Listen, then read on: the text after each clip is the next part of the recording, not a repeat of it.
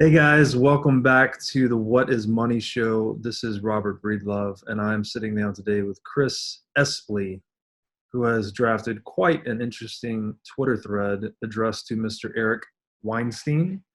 Um, Pretty much, I think, zeroing in on Eric's worldview, which he shared on both the Portal podcast and in an appearance with Joe Rogan, that he identified something going tragically wrong with the world sometime in the early 1970s. And this is expressed in a number of ways, but I would say largely a suppression of ideation, um, a, a decrease in innovation, a corruption of institutions, just a massive socio-cultural, socioeconomic disease, I guess you would say, that he and other people like Peter Thiel have identified as manifesting in the world sometime in the early 1970s.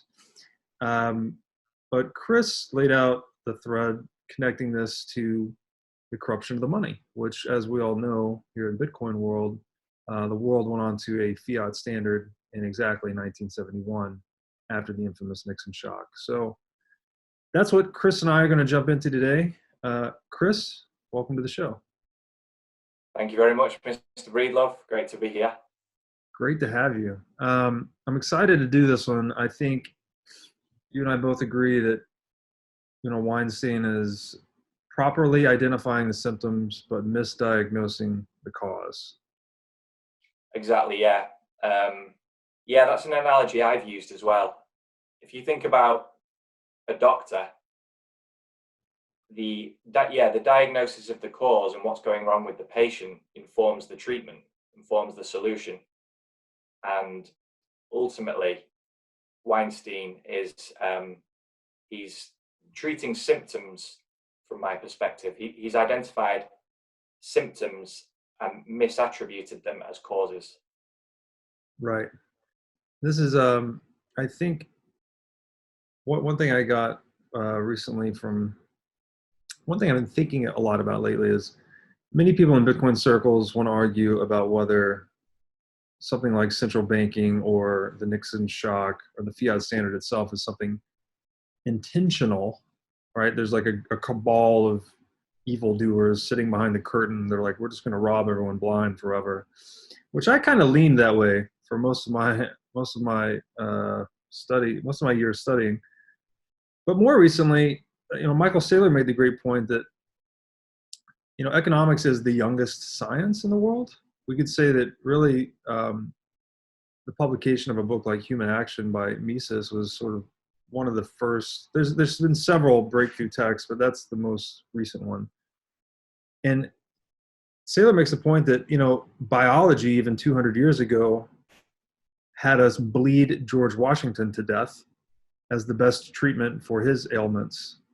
So now I'm kind of, I guess, a little bit dissonant or conflicted, and maybe we just don't know what we're doing. We've just thought we've applied these short-term analgesic solutions with quantitative easing and whatnot, but in fact, we've just been, what this is harm from the healer that Taleb discusses, iatrogenics, I think. So maybe that's what all this is that we've just corrupted our money and institutions unintentionally, perhaps. And maybe that's why guys like Weinstein are unable to see it. Yeah, I think there's a few things. Like, number one, I think of that Charlie Munger quote, show me the incentives and I'll show you the outcome. Mm-hmm. Essentially, what you have, the kind of economists and surrounding sort of intelligentsia are kind of incentivized not to question some of the fundamental architecture of the system, and kind of what they end up doing is like not examining some of their assumptions. So specifically, I'm thinking of like Keynesian economics, right? So the Keynesians make specific assumptions, which are very much not benign. So, for example, when the economy goes into recession, the government should use monetary policy and fiscal policy to stimulate consumer spending, bolster confidence, and encourage investment. What that kind of way of thinking assumes is that the positive intended effects of those things outweigh the negative, often longer term, unintended effects. Mm.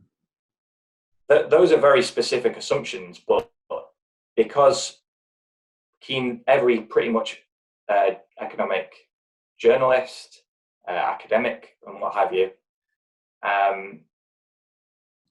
they don't have a view of those assumptions. They're thinking from within the system. Whereas Bitcoiners have, essentially what Bitcoiners have done is zoomed out to 50,000 feet and taken this kind of broader view of monetary history. And what that does is empowers you with a wider perspective. Mm.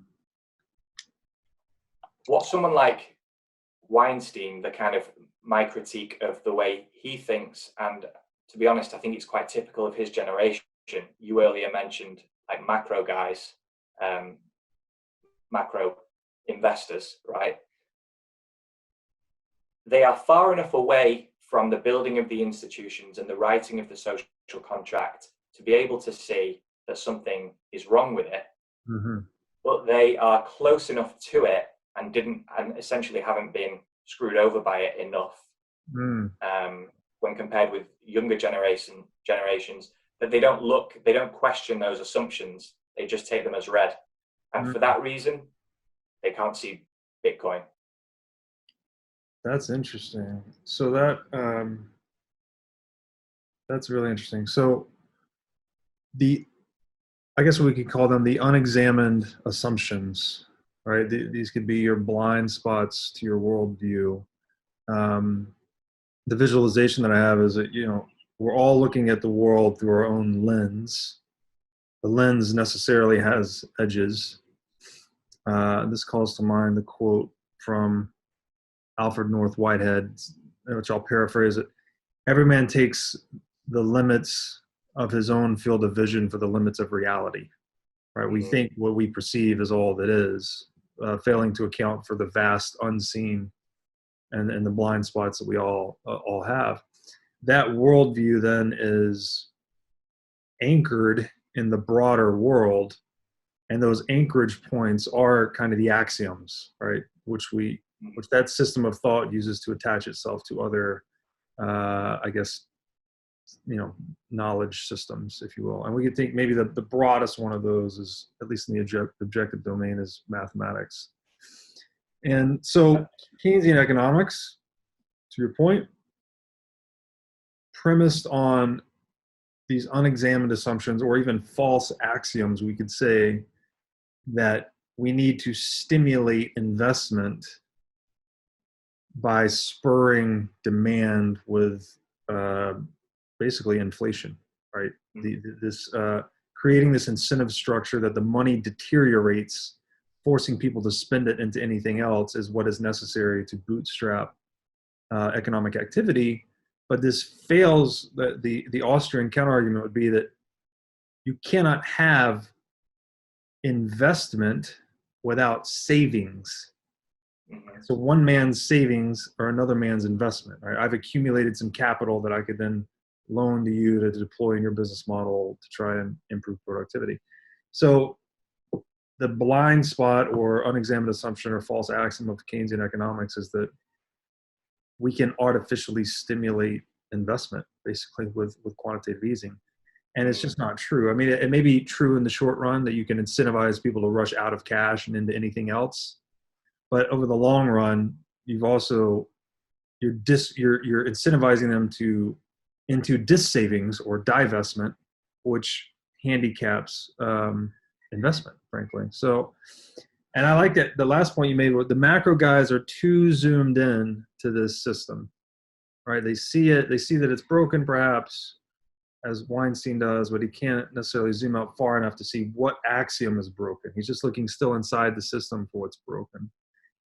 And I think this is directly related to to your second point, is that the incentives that they've been operating under, like that generation, if you look at the wealth chart, they have profited from the prevailing economic order more than any other generation by far. So there's this, Jordan Peterson introduced me to this, it's a psychological experiment called the selective attention experiment. I don't know if you've ever heard of this, but it shows a group, and this is an experiment that's been repeated many times, and the results corroborated many different places, many different times. Group of people, and you can Google it on YouTube, it's called selective attention experiment. Group of people on a basketball court, half of them wearing white shirts, half of them wearing black shirts. The experimenter tells the audience that it's their job to count how many times people wearing the black shirts pass the basketball to one another, something like that. And so you're watching the basketball be passed around, counting, right? And then at the end of, it's a 20-second video or whatever, at the end they count, the experimenter asks the audience, like, tell me how many times the ball was passed. And so, you know, you report your number. And then the second question is, okay, did you notice the 6-foot-tall man in a gorilla suit that walked into the middle of the screen in the middle of the video and waved his arms about for 5 seconds and then walked off screen? And the numbers are staggering. It's like 70+% of the audience doesn't even see the gorilla at all. So the point is that when engaged in a goal-directed action, and you have an incentive to pay attention to a specific aspect of an event or process unfolding, that you're blind to everything else. So that our values or our incentives determine not only how we see the world, but they determine actually what we see in the world. So I think guys like this, the Gen Xers or the Weinsteins of the world, they're incentivized to see the world through these aggregates, right? Through these institutional or even nation state lenses. And that is not adequate, I would say, to comprehend Bitcoin, right? Bitcoin really is a first principle disruption of money. So I don't know maybe we talk about the real causes. Like, what do you see those, where are they blind? Like if we could get Weinstein's attention and say, hey man, here's where you're blind, here are the real causes. How would you go about that? Well, there's two things to, thinking about the Keynesian economic paradigm and the specific architecture of the monetary paradigm that we're living in. You have to, there's two essential things. One is that the way we do money is not benign. And the other is that it doesn't have to be this way. And it hasn't always been this way. At a kind of meta level, that's it. To speak to your point about the Gen Xers, and just the kind of the intelligentsia, really, the mainstream media institutions, mainstream economists, they don't have a view of those two things. That the way we do money historically has been very different. The current paradigm is only 50 years old and is absolutely not benign. The Austrians have a perspective on economics which can examine as I've said, the negative unintended effects of monetary intervention. The Keynesians can't. Like you put it, the edges of their lens essentially begin and end from 1971 to today, and have no view of how things could be different. Yeah, so I mean, in terms of so people might be asking, like, why Weinstein? Just to give people a view on like where this has come from, why Eric Weinstein, and yeah, why I wrote this thread in the first place, which has led to this conversation. So essentially, it was back in April 2020. I just watched his episode on Joe Rogan. It was early lockdown, so it was about, I think March was kind of where government action on the coronavirus got kind of real. And I remember at the time, Eric Weinstein being somebody who was speaking with like great clarity on what was happening at the time. And I think that's been true for a few years, to be fair. So I was listening to a lot of his content. I watched his episode on Joe Rogan, and he brings up certain problems that we observe in our society and traces their roots back to the early 1970s. Now, as a Bitcoiner, when I hear that, my ears prick up naturally, for reasons I'm sure we'll discuss later. And I'm expecting him at any moment to bring up Bitcoin, or to bring up the money at least, and the beginnings of the Fiat money era. But he doesn't. He takes it another way, and essentially, so naturally, when we examine certain problems, observe certain problems, we try to trace their roots back to a fundamental cause. And essentially, from my perspective, he stops short. He attributes the problems we see in society to the early 1970s, with the specific cause being a pause in innovation and discovery within theoretical physics, which, from his perspective, kind of powers the whole economy. Mm-hmm.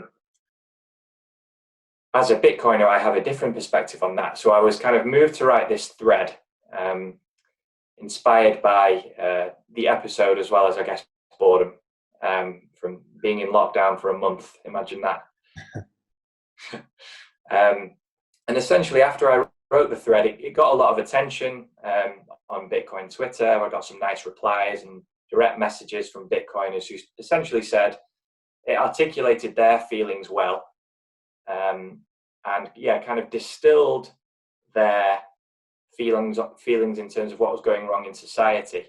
So the reason I wrote the thread in the first place, obviously, I was moved to by this conversation with Joe Rogan. And it's essentially, in many ways, it was out of respect for him, for Weinstein, as someone who is intellectually honest, non-partisan, thinks from first principles, understands the problems that we're experiencing that have been festering for decades, and which find their root in something which happened in the early 1970s. So he's a thinker I respect. His perspective has a considerable degree of overlap with mine. But this key way in which it differed, I felt was important to articulate. So essentially, the reason I pitched the idea for this podcast to you was to explain to pinch one of his terms, to explain our portal. That is our sense-making structure of the world around us, including what's been going wrong in society for the last few decades, and a perspective on what we might do to solve it. Now, as I've said, that a portal, that's terminology I've stolen from him. It's the name of his podcast. And here's his explanation of what a portal is that I took from one of his first episodes on the portal. What the portal is going to be about is breaking this bubble, a bubble which has been around since the early 70s, and all of us have grown up defined and determined by this set of common misconceptions about the world in which we live. The portal is an attempt to end this bubble, to look beyond the intellectual laziness and stasis which is available everywhere through the institutional media and legacy sense-making structures, and to start listening to a different conversation.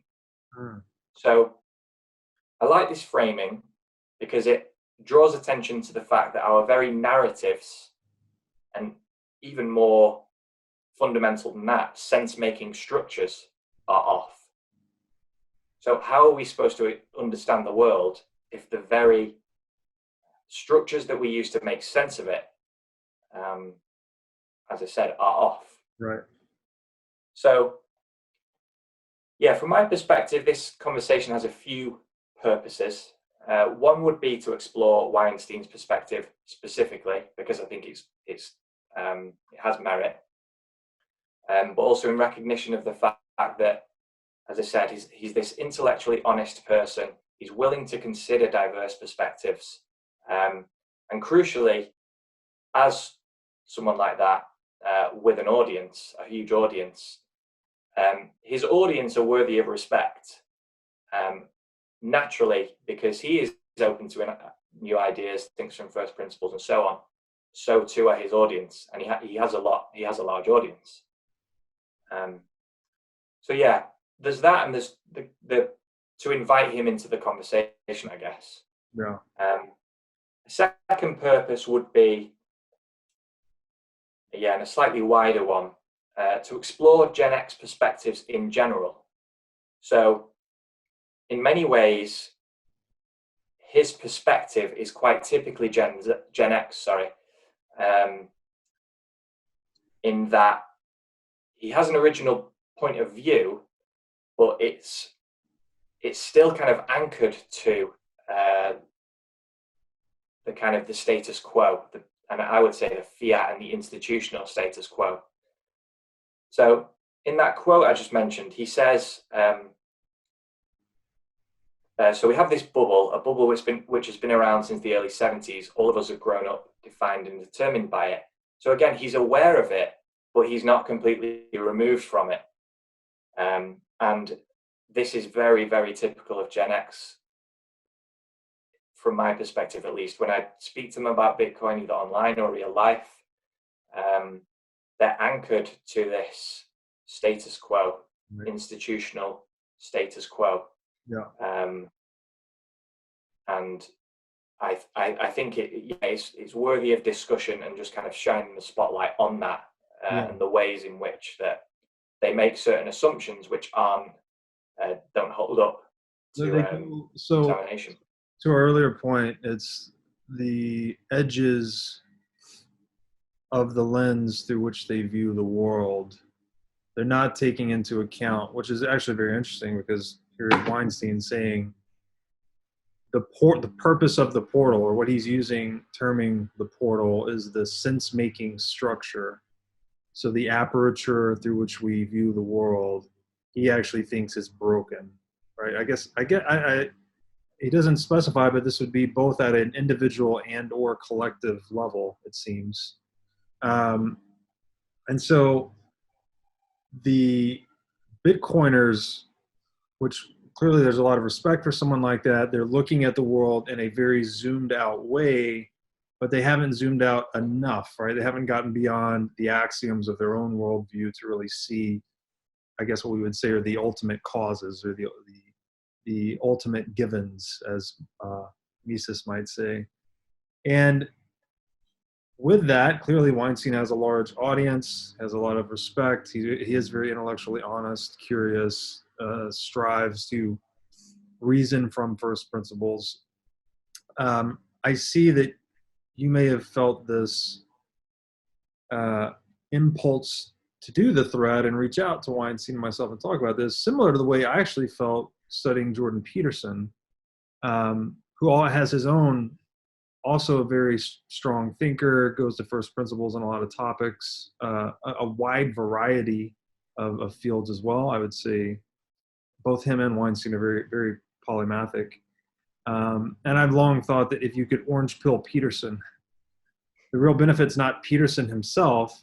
I mean, it is indirectly, but it's his audience, right? It's the people, millions of highly intelligent, highly ambitious people sense something wrong in the world, that are very conscientious and responsible, hardworking. If you could get them to see the merits of moving the world onto a Bitcoin standard, I think you could radically turn the world that direction more quickly.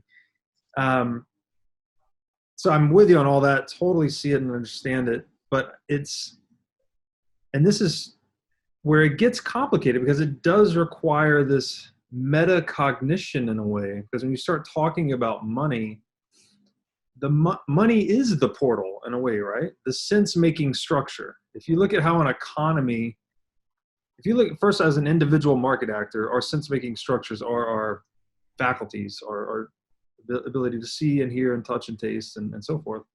But at the collective level, the sense-making function is the price signal, essentially. It is the economic telecommunications signal or system through which we're communicating our actions with one another. And in that way, money is the aperture. Money is the window or the lens through which we're seeing the world, right? When when I see green tea costs $3.19, that's giving me certain information. Even if I'm not actively cognitively going through it, it enters this tacit type of economic calculation I'm performing all the time. When you corrupt that number through monetary easing, you're actually polluting the lens. So it's the metacognition that's necessary here, which I think is why Bitcoin is hard to grasp, is because you almost have to look at what is looking, right? You have to realize that you think in dollars, you're programmed to think in dollars, you're conditioned to think this way. You now have to step out of that conditioning for a moment to really, to look at what is looking, right? And this gets to, I think it's great that we're doing this because there's the Einstein quote, which I'll paraphrase, like, you can never solve a problem from the same level or resolution at which the problem were created, right? You actually have to transcend or zoom out or get to a different level to really solve it at a base level. So great context and color around this. How, if you're sitting down with Weinstein, he's got this same context and background to the thread and purpose of we'll say you reaching out. How do you craft this narrative? Where do you start? How do you, like, how do you, I guess just, let's just hear the message to Weinstein. Yeah, no, yeah, good place to start. And I think, yeah, something you touched on there about how difficult Bitcoin is to see at first. It's almost like for everybody who grasps it at this point, there was some trigger. Often it's like just number go up.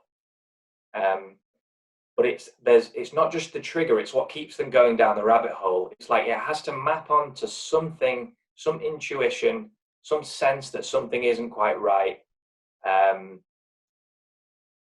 And yeah, for me, I can't remember what that was now, to be honest. I think I've always had the sense that the way we lived in terms of the economy, high levels of debt, the way conventional life involves tens of thousands of pounds of debt to get an education, and then the same again to buy a house.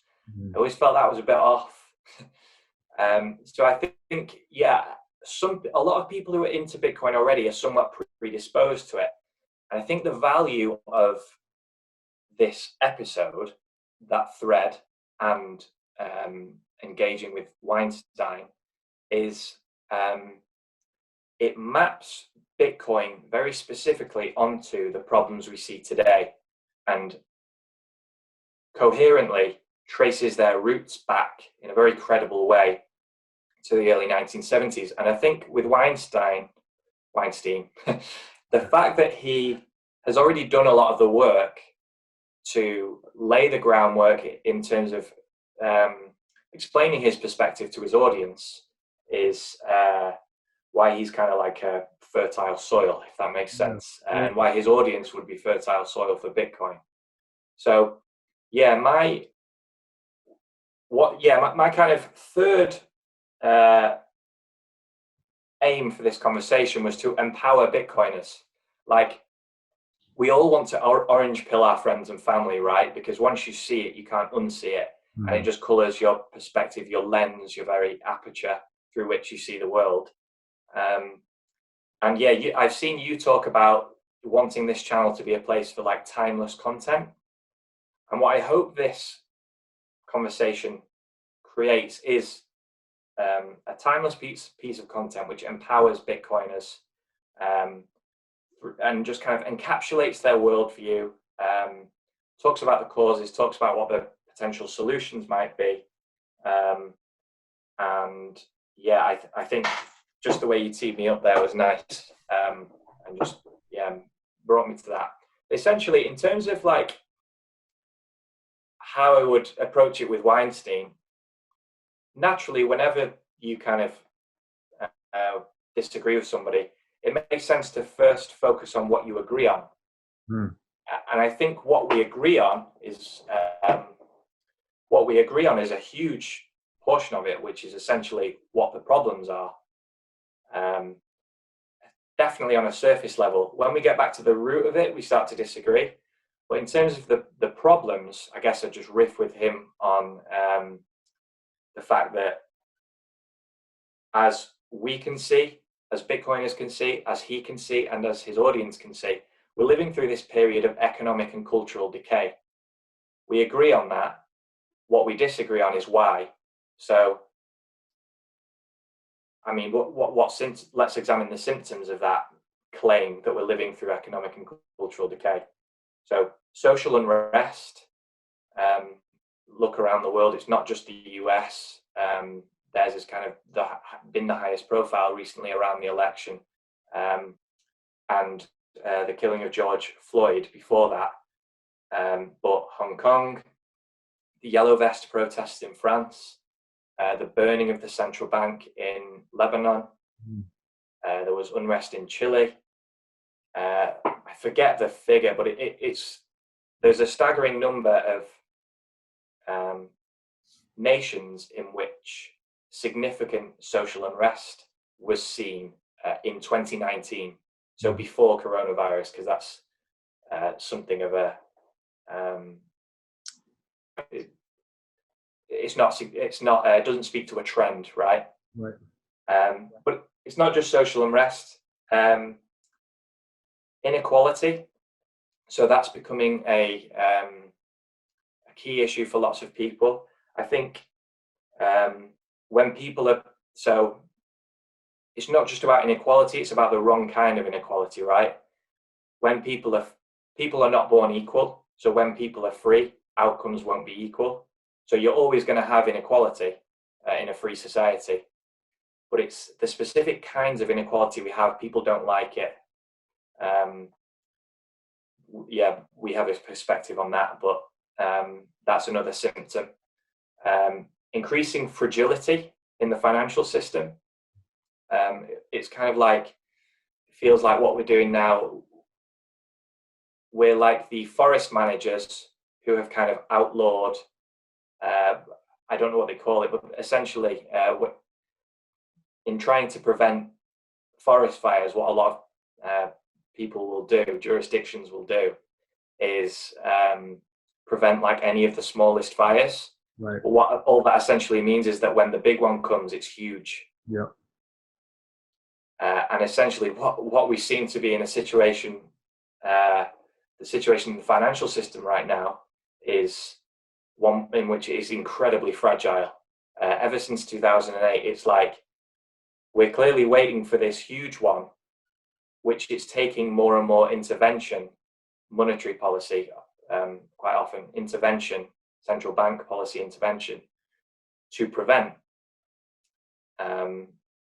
So that's another thing. National debt levels. I believe it's getting to the point where like the interest on the debt will become unsustainable for many countries, and will only be sustainable through huge devaluation of the currency, which in itself is a wealth transfer. Political polarization, that can be seen anywhere. To Weinstein's point, a lack of meaningful innovation and discovery within certain fields. There's that classic Peter Thiel thought experiment. Imagine you're in a room in the 1970s. What has changed except kind of the fashion and the screens? Not much. And another one that was new to me recently, but I was introduced to through this. There's a book called Bowling Alone. I don't know if you've heard of it. It was written in the 90s, but it's a book that spun out of an essay. And essentially, the essay was titled The Strange Death of Civic America. And essentially, it's talking about the trend that was observable as early as the 90s, which was essentially declining participation in things like all sorts of civic associations. So parent-teacher associations, military veteran associations, like neighborhood watch kind of things, women's groups, like Freemasons, all of these things which kind of give life and health to civic life. This essay was specifically about America, but that kind of thing, not being involved in your local community, I would say that characterizes the average millennial's life. So it certainly feels like it's still a trend that's in motion. All of these things point to a society, an economy, a culture which is not well, right? So yeah, I actually I pulled out a few quotes of Weinstein's to kind of do justice to his perspective on these problems. Yeah, let me go through a few quotes. So first of all, this one was from what's his name? Ted Cruz's podcast. It's not one that I listened to, but I went back and just did a bit of research for this conversation, and it kind of sets up his perspective quite well. So the US had an exceptional run of it between 1945 and about 71 to 73, where we had broadly distributed, very stable, technologically led growth. And this high level of growth caused us to predicate our institutions on an expectation of growth. That expectation mysteriously changed around 71 to 73. And this is the important singularity which many don't even know existed. What happened was that, so of those institutions which were predicated on growth, universities had the most aggressive stall speed. They didn't move fast enough, so they became pathological before other institutions became pathological. The problem we're having, which very few people understand, is a universal failure of the institutions to be able to provide for the people who buy into the idea of putting something in the hope of getting something out. This could be the expectation of permanent employment, the hope of becoming a shareholder, and it was the universities which were the first to need emergency assistance. So he also acknowledges that this represents a breaking of the social contract, and that the university system became pathological. A couple of interesting things to pull out there before I go to another quote of his, which examines the root of the problem. So number one, there's two pieces of overlap with the Bitcoiner's perspective, and that is the fundamental change which happened in the early 70s. So there's a website, WTFhappenedin1971.com, Great website. which was created by a couple of Bitcoiners.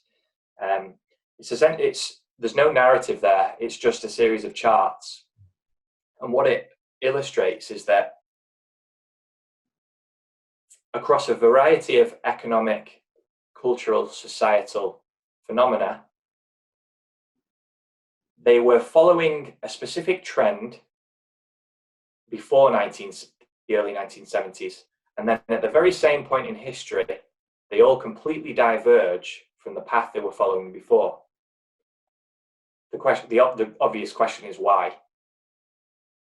Weinstein's perspective, we'll get on to a moment, but that's just quite an interesting thing that he acknowledges that. He actually mentions the website in that interview. And the other thing is an acknowledgement that this is institutional. There is a rot, a decay within our very institutions. And yeah, this isn't something that's going to get sorted without a fundamental reshaping of them. On that point, I love the Talebian premise that systems rot when skin in the game is removed.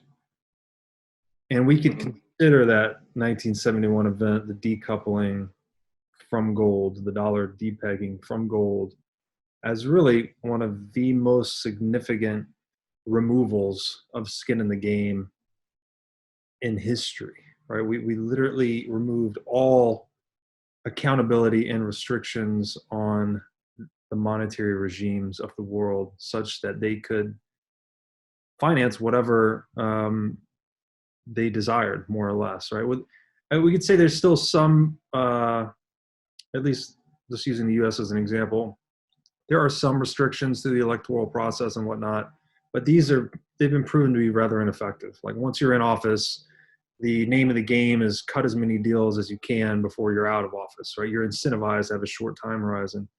But the long-term accountability that the gold standard imposed on the established economic order was completely removed. And that's why, Bitcoiners at least would argue, you see systemic rot in all these different domains from exactly that point, 1971 forward. And it's incredible. And now we're to the point, as to your earlier point, in the US, we are right on the cusp of interest expense on the national debt exceeding total tax revenues. So the just a comparative example of this would be as if you're grossing $100,000 a year income, right? You as an individual employee or contractor, whatever you are, but you have debt that's generating an interest expense of $110,000 per year, right? So your total income is insufficient to cover the interest expense to just service the debt alone. That is the fiscal situation the U.S. government is in. And this is, arguably directly connected to the incentives of the money, that they not only incentivized all market actors to accumulate debt, which is eroded by inflation over time, but they themselves, that's the reason they went to a fiat currency standards, because they had taken on debts that they could not cover. So inflation gave them this implicit means of default. So it's, please go ahead. Your point about skin in the game is something which a Keynesian perspective could never see, because it's one of those pieces of fundamental architecture within the system, which within a Keynesian, and to the listeners who don't know what Keynesian means, essentially just think mainstream modern economics. Yeah. Right? I say central bank propaganda, more or less. Exactly. So the Keynesians hold the fundamental architecture of the system as assumptions, right? Which they can't examine. They're just, the fundamental architecture of the fiat money system is the fundamental architecture of their perspective. And they can't see outside it. And so to that point there, you make two separate points which are interesting. One is about the interest on the national debt exceeding tax revenues, which is hilarious and terrifying. Yes. But if you haven't seen Bitcoin, or if you're not an Austrian economist, which feels like a niche group, right?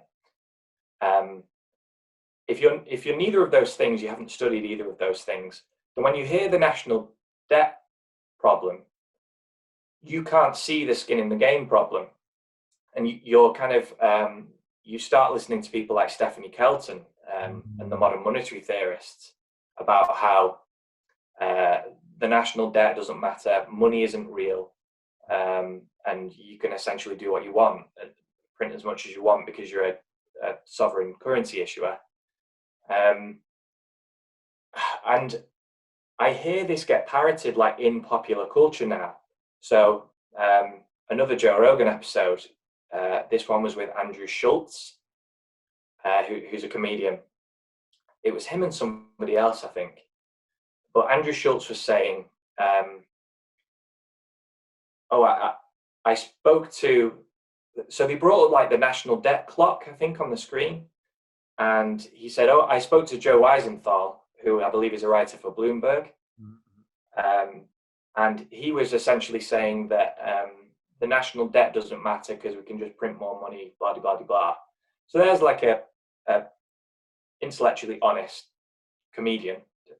He's willing to be unpopular, Andrew Schultz. He's worthy of respect. He's not a bullshitter. But essentially, because he doesn't have the view of the Bitcoiners or the Austrians, which is able to kind of step outside the paradigm, zoom out, as I've said, he can't see the skin in the game point, and can't critique that. The thing that I come back to with the whole national debt doesn't matter kind of thing, this is a digression, but it's a worthy one, is, okay, you think the national debt doesn't matter and we can print more money and it'll be fine. Like, does that, even if you haven't studied economics particularly, does that pass your BS detector? Does that sound right? It doesn't, right? Yeah. Like, you get into a position where you have to do all sorts of mental gymnastics not to see it. Right. But yeah, anyway, I digress. So yeah, so that was the first part of Weinstein's perspective. So that was on his podcast with Ted Cruz. On his appearance with Joe Rogan, he gets a bit more kind of fundamental and examines the root of it. And here's what he said to Joe Rogan. We've been stalled out for almost 50 years in theoretical physics. Something bizarre happened in the early 1970s that we should all be talking about that almost nobody knows about. And one of the things that happened was that physics effectively came to an end. My belief is that since the early 70s, very little in our society has been progressing. That's not true for computers and a few other things like fracking. But in general, in an average room, if you subtract off the screens, you can't definitely tell that that room didn't exist in 1973. Because we stopped growing, we got crazy. Because everything was built on growth, everything became a Ponzi scheme when growth ran out. So we've been hollowing ourselves out from that time, getting crazier and farther from reality, and we have to figure out where we are. My belief was that our economy was almost completely created by theoretical physics. Physics completely underlines chemistry and plastics. It gave us the semiconductor, which allows us to do our computing. It gave us the World Wide Web, telecommunications, medical imaging. We don't really appreciate that theoretical physics has been the great success story of our time. And that's essentially his point. So this is where we start to diverge, right? So you set up this kind of section by saying, how would I approach it with Weinstein? First of all, we'd focus on what we agree, but we're getting to the point where our perspectives diverge here. So he acknowledges that something happened in the early 1970s, which was the beginning of a lot of this unreality, which I think is a fantastic word for it. He recognizes that it's institutional, but in searching for the root of it, he gets as far as a pause in discovery and innovation within theoretical physics, and then stops. Mm-hmm. From his perspective, I can understand that. I think is he a physicist, a mathematician? I'm not sure. Yeah. Yeah, and I don't disagree about the importance of theoretical physics and the way it underlies those things. What I do take issue with is the idea that that is at the root and that nothing is upstream of it.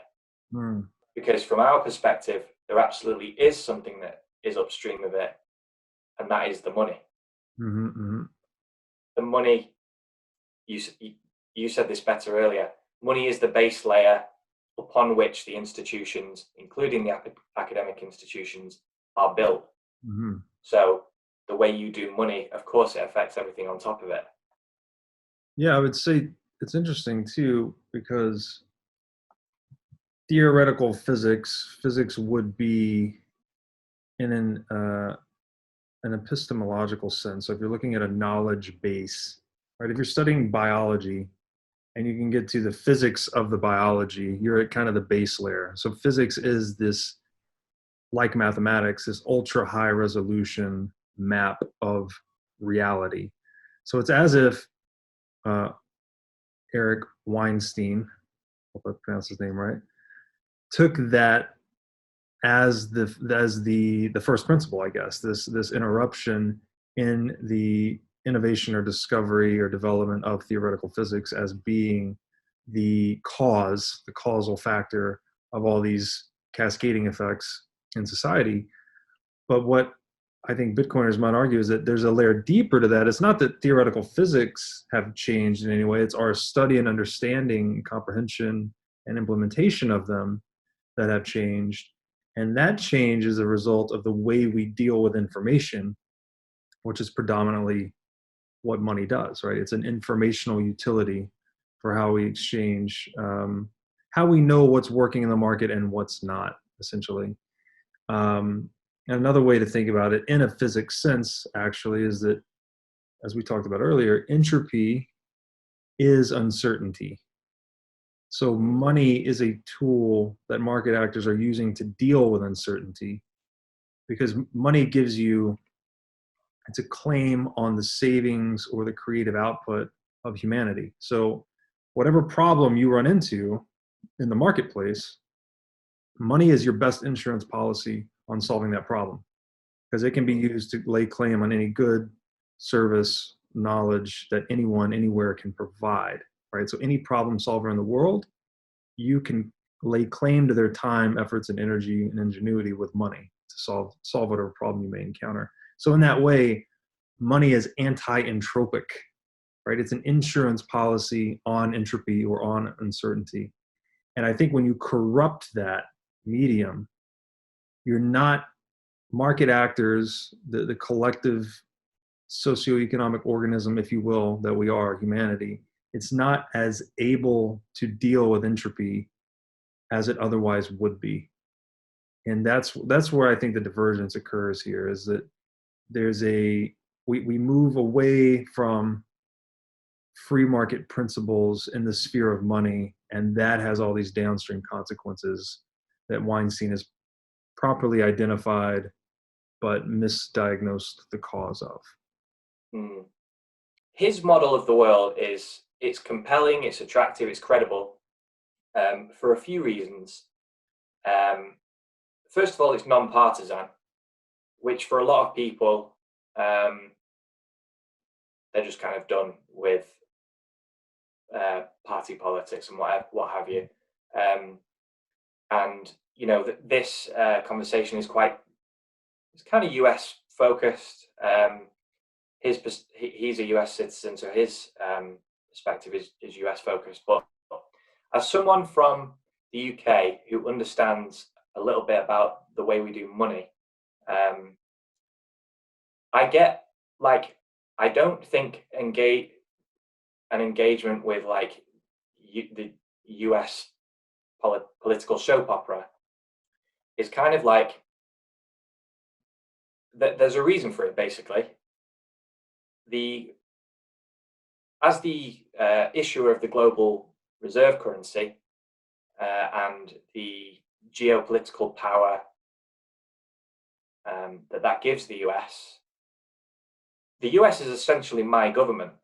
It's just that I don't get to vote who's in charge or not. That's right. Because it's not my government on everything, but in a geopolitical sense, it's my government. So the Fed, being the central bank of the world, sort of indirectly makes the US government the indirect world government, basically. Exactly. Yeah. Exactly. So yeah, he's non-partisan, but I think crucially, his model allows him to see through and poke fun at and call bullshit on mainstream narratives, which just, if you have like a credible view of the world which does that right now, is kind of ripe for popularity, because people are looking for these new narratives, because they know a lot of the old ones and the mainstream ones are kind of beginning to break. Mm-hmm. And not kind of provide a complete picture of the world. As a potentially interesting aside, did you know that just talking about the way that the Keynesians can't explain certain things because the assumptions of the architecture are the assumptions of their perspective, so they can't look outside the current paradigm.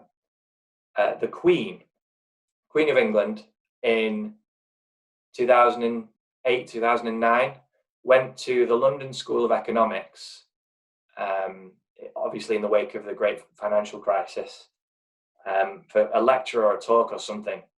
And afterwards, she asked them something like, why didn't you see this coming? Why did nobody see this coming?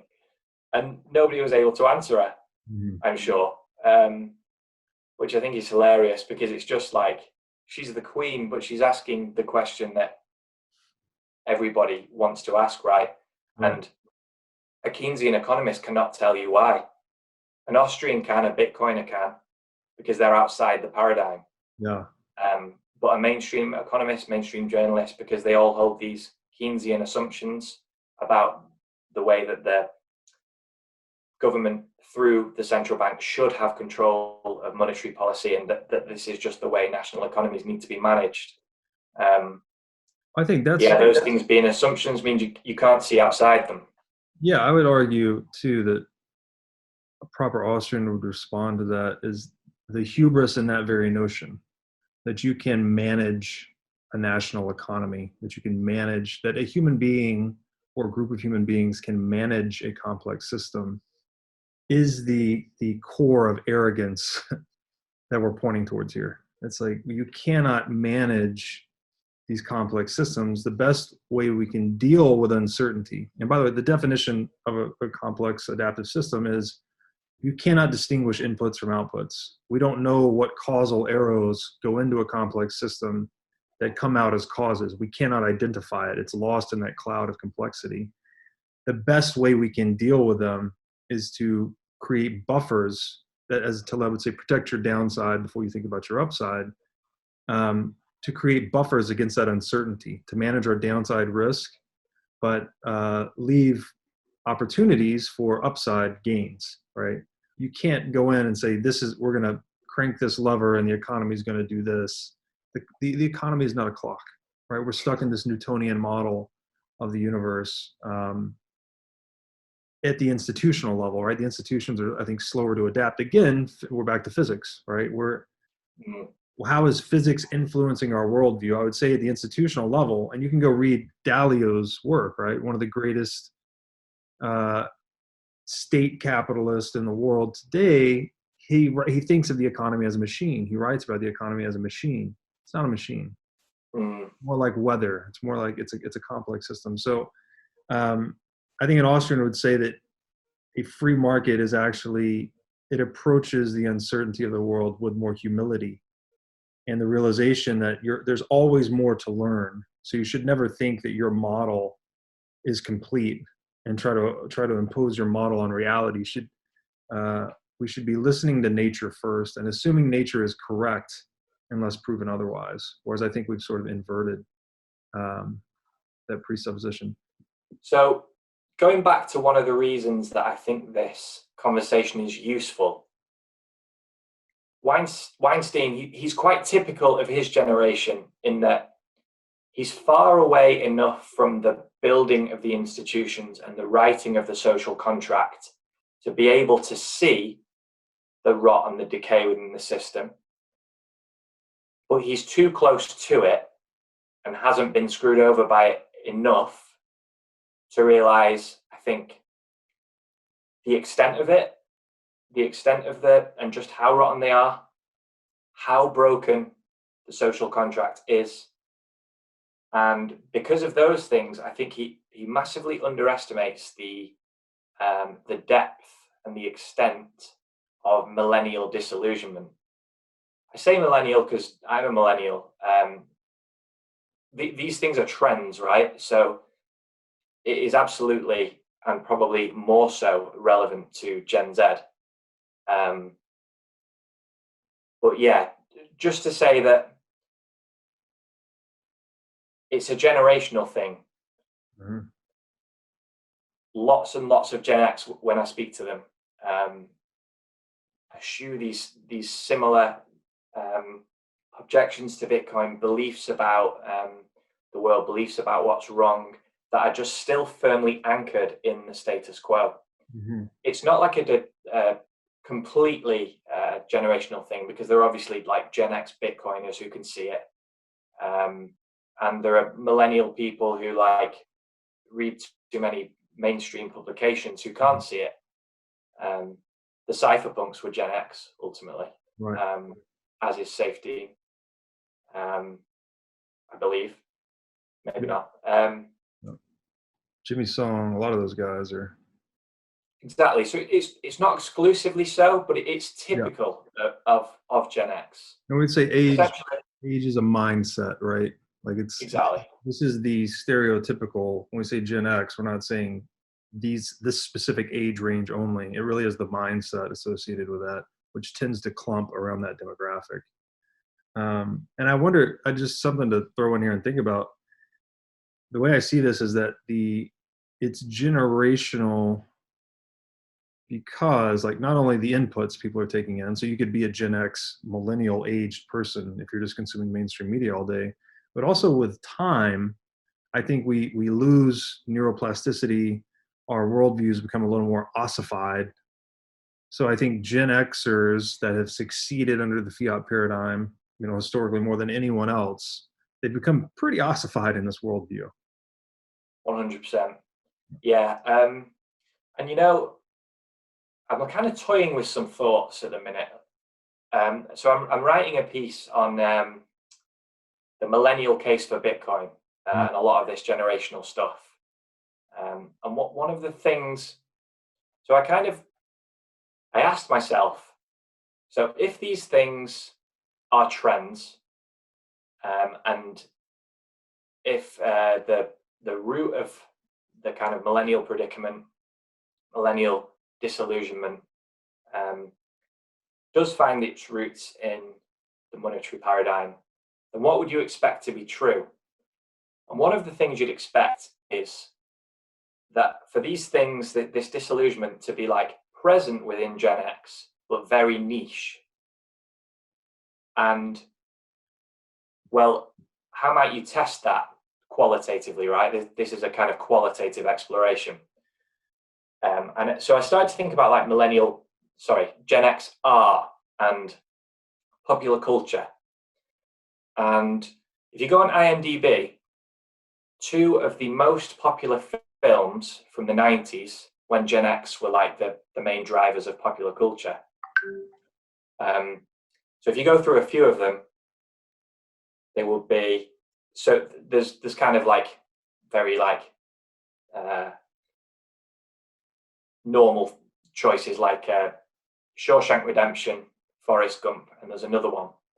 But then like two of the top 4 or two of the top 5 are The Matrix, which is obviously the origin of the red pill meme, which is it's even gained relevance since then, to confront an uncomfortable truth, to be able to see reality for what it is. Finds its inception in a kind of Gen X film. It's quite interesting. And then Fight Club. Let me just find this quote. Both of which are allegory for government control, right, in a way. So there's some centralized authority, I guess unseen in a way, controlling the narrative. 100%. Yeah, it's fascinating. You should give me a sec. And this calls to mind too, just to add to this a little bit, that Joseph Campbell, the American mythologist, he loved the way he described art and the artist, the purpose of the artist. The purpose of the artist is to mythologize the present for future generations. So when I see things like this, where you're pointing towards, which is the defining art type of our time, I think, is film, right? It's the most most popular, I believe, art form in the modern age. You see two of these films, like you mentioned, Fight Club and Matrix, being standout, most popular, most successful films of their time, both pointing to this, both alluding to or providing an allegory for this common theme. I think it points towards, what's actually happening is that the artist actually, the reason they're so successful is because the artist tapped into something. They tapped into the zeitgeist of the age, and that whether people, often not, people don't necessarily cognitively understand why they're so engaged with this film, but it hits something deep in them. It really taps into a societal vein, I guess you might say. Exactly, and crucially, those two films have endured Mm-hmm. in terms of their relevance, and in the case of The Matrix, like even increased Mm-hmm. in terms of its relevance. The red pill is like the jumping off point for so many different pill-based memes. Right. Yeah, so on Fight Club, for example, listen to this quote, and yeah, I like your point about art being, it's almost like taking a temperature of a generation. And so I spoke about the fact that I felt this conversation was worth having because that thread was retweeted, resonated, complimented, what have you. That resonance suggests a kind of a widely felt and a deeply held truth. Mm-hmm. It's the same with film, it's the same with art, exactly. Mm-hmm. So yeah, Fight Club. So I see all this potential and I see it squandered.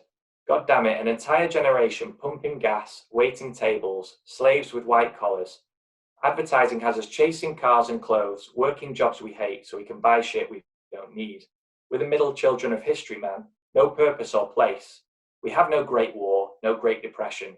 Our Great War is a spiritual war. Our Great Depression is our lives. We've all been raised by television to believe that one day we'd all be millionaires and movie gods and rock stars, but we won't. And we're slowly learning that fact, and we're very, very pissed off. So good. So, yeah, it just speaks to the fact that this kind of institutional rot is causing, like, just affecting the quality and the character and the flavor of millennial life in so many different ways. And it's a trend. So it was niche for Gen Z. It's becoming mainstream. Well, it's mainstream for millennials. Millennial malaise, I call it. It'll be worse for Gen Z unless we transition to a Bitcoin standard before then. But yeah, I just find that interesting that the generational point is we find kind of validation for it in art, which is interesting.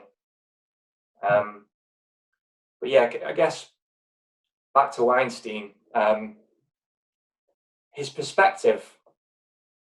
So he can see the problems, but the fact that he kind of doesn't go far enough and he underestimates the extent of it, and that informs his view of the solution. Yeah, like I said, he's very typically Gen Z. And I think earlier I said to you, if you're a doctor, then your diagnosis of the problem informs your treatment. Mm-hmm. To tie some other threads in from this conversation, if you can't even see the problems because you're kind of using like a Keynesian framework and holding certain things to be true, which aren't necessarily true, then you can't diagnose the problem accurately, and therefore you can't even see the potential solution. Right. And I think that's another reason this conversation is valuable, because in just kind of tying it all together, hopefully anyone would be able to see, just get a view of those kind of fundamental problems, and perhaps that might open their eyes, open their mind to the potential solution. So more specifically to Weinstein's point, and I'm using him as just a stand-in for Gen X now,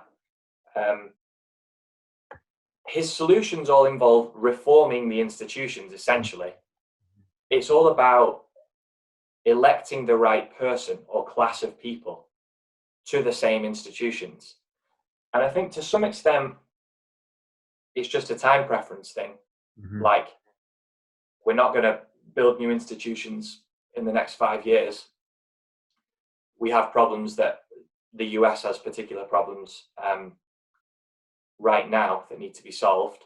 This I think about a lot, and I believe that it's very underappreciated in the mental models of most, is that there is a relationship between a feedback loop, actually, specifically between man and his creations. Whether this is a physical tool, right? If we construct a shovel in a certain way and we go out and we use this shovel a certain way for year after year, generation after generation over time, we actually, Darwinian natural selection and evolution takes hold, and we start to evolve differently, physically evolve differently, right? We become stronger, leg or arm or shoulder, whatever it is. I think back to the Munger quote earlier, show me the incentive, I'll show you the outcomes.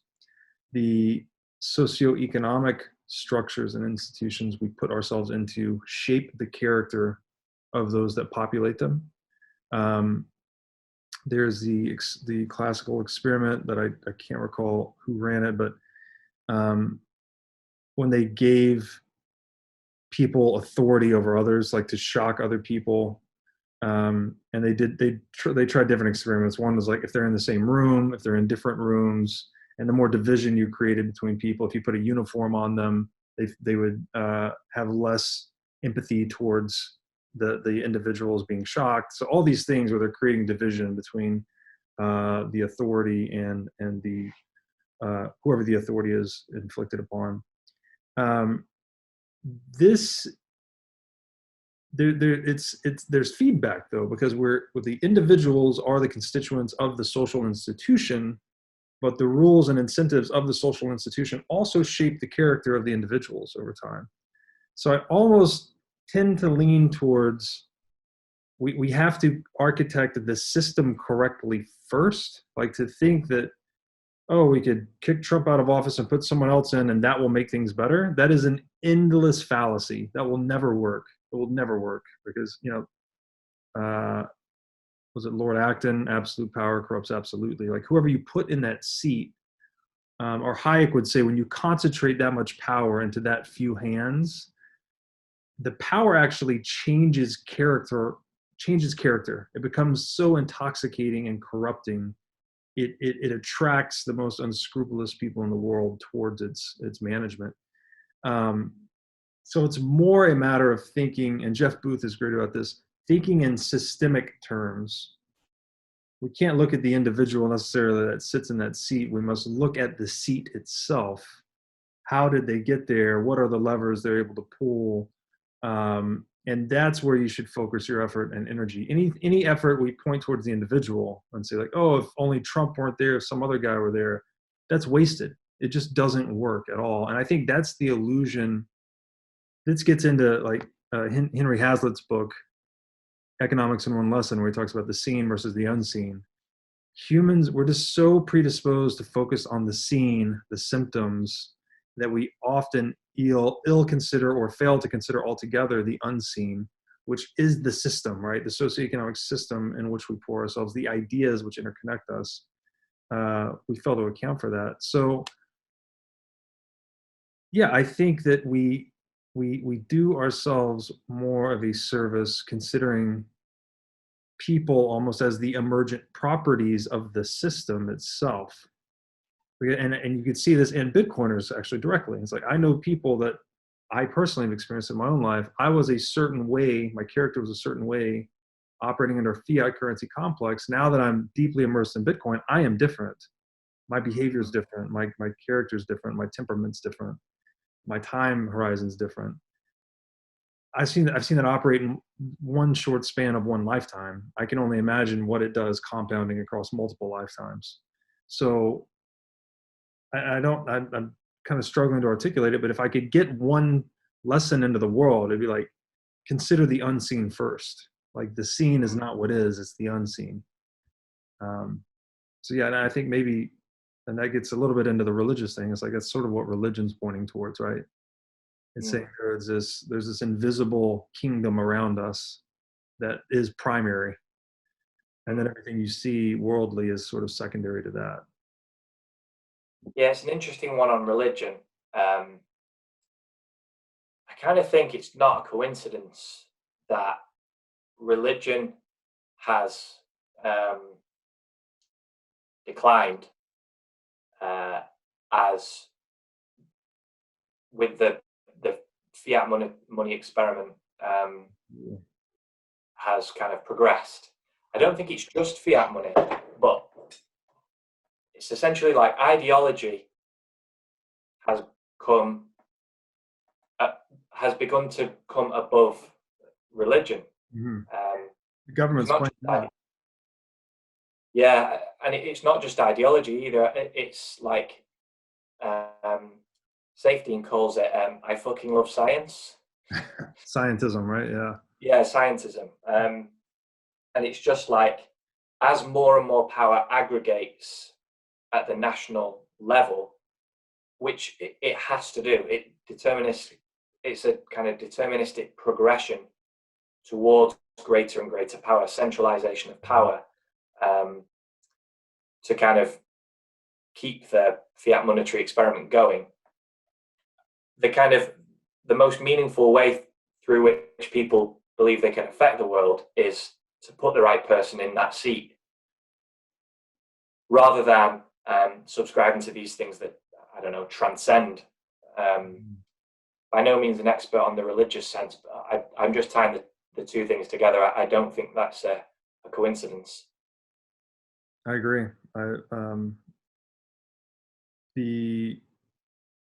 The two ends of the spectrum being kind of like pure free market, minimized government, and totalitarian government.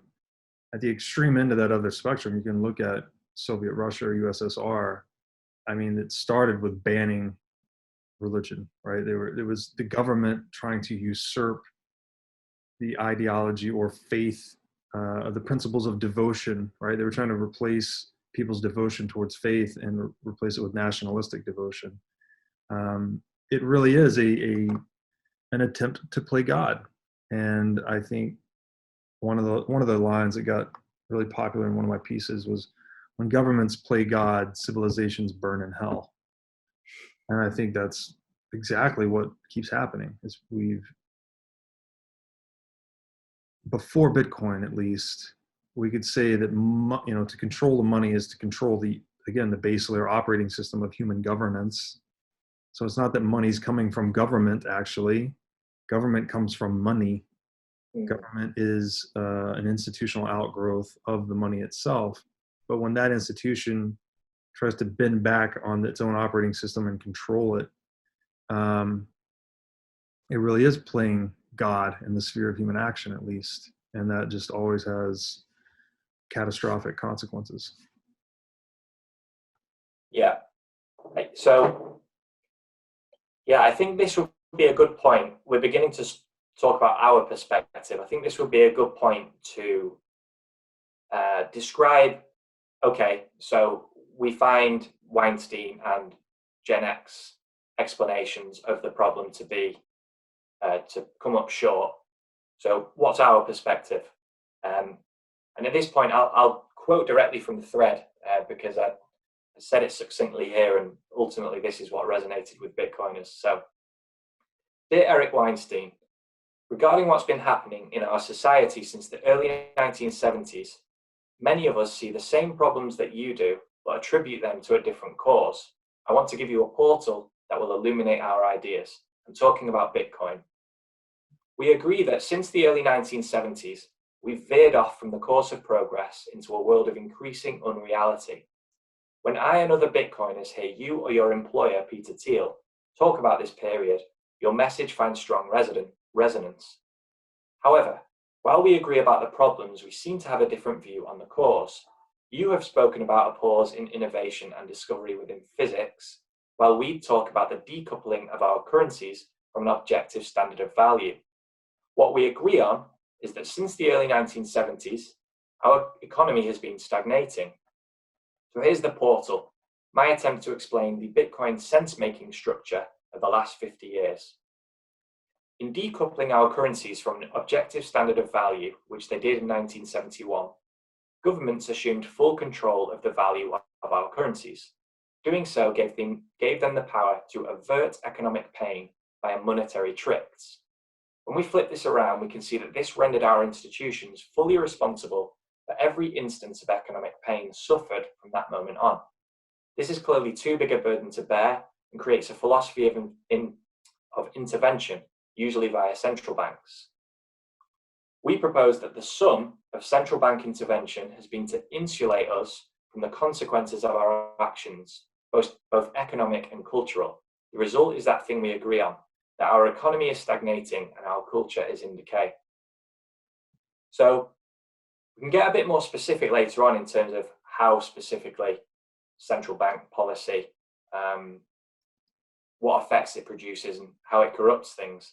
But just to kind of spend a bit of time at a meta level, to those new to Bitcoin, as I said, one of my aims for this conversation is to create like a tool, a resource, a timeless resource to empower Bitcoiners to orange pill their friends. So if anyone new to Bitcoin is listening, Bitcoiners' perspective is obviously that all of the problems that we observe within society can be traced back to the way we do money. And this is best kind of exemplified by two of the most prominent Bitcoin memes. So Bitcoiners kind of communicate in two different ways, right? We do long form like this, which is where we get the nuance. We optimize for nuance and detail. But we also do memes, which we optimize for virality. Mm. And two of our memes are Bitcoin fixes this and fix the money, fix the world. Right? So just drawing attention to the fact, memes are compressed information, right? You can compress information without kind of breaking it or losing much meaning. And essentially collapsed into those two memes are the fact that money is at the root of everything, and that if you fix the money, if you, through some sly roundabout way, remove monetary policy from the hands of governments, you have a chance to fix these problems. And even just by doing that, you fix a lot of these problems in the world. Agreed completely. The meme itself, which most digital age inhabitants think that this is like a new thing that was born on the internet, but this is actually from, I think, originated with Richard Dawkins. I think he coined the term memetics and memes.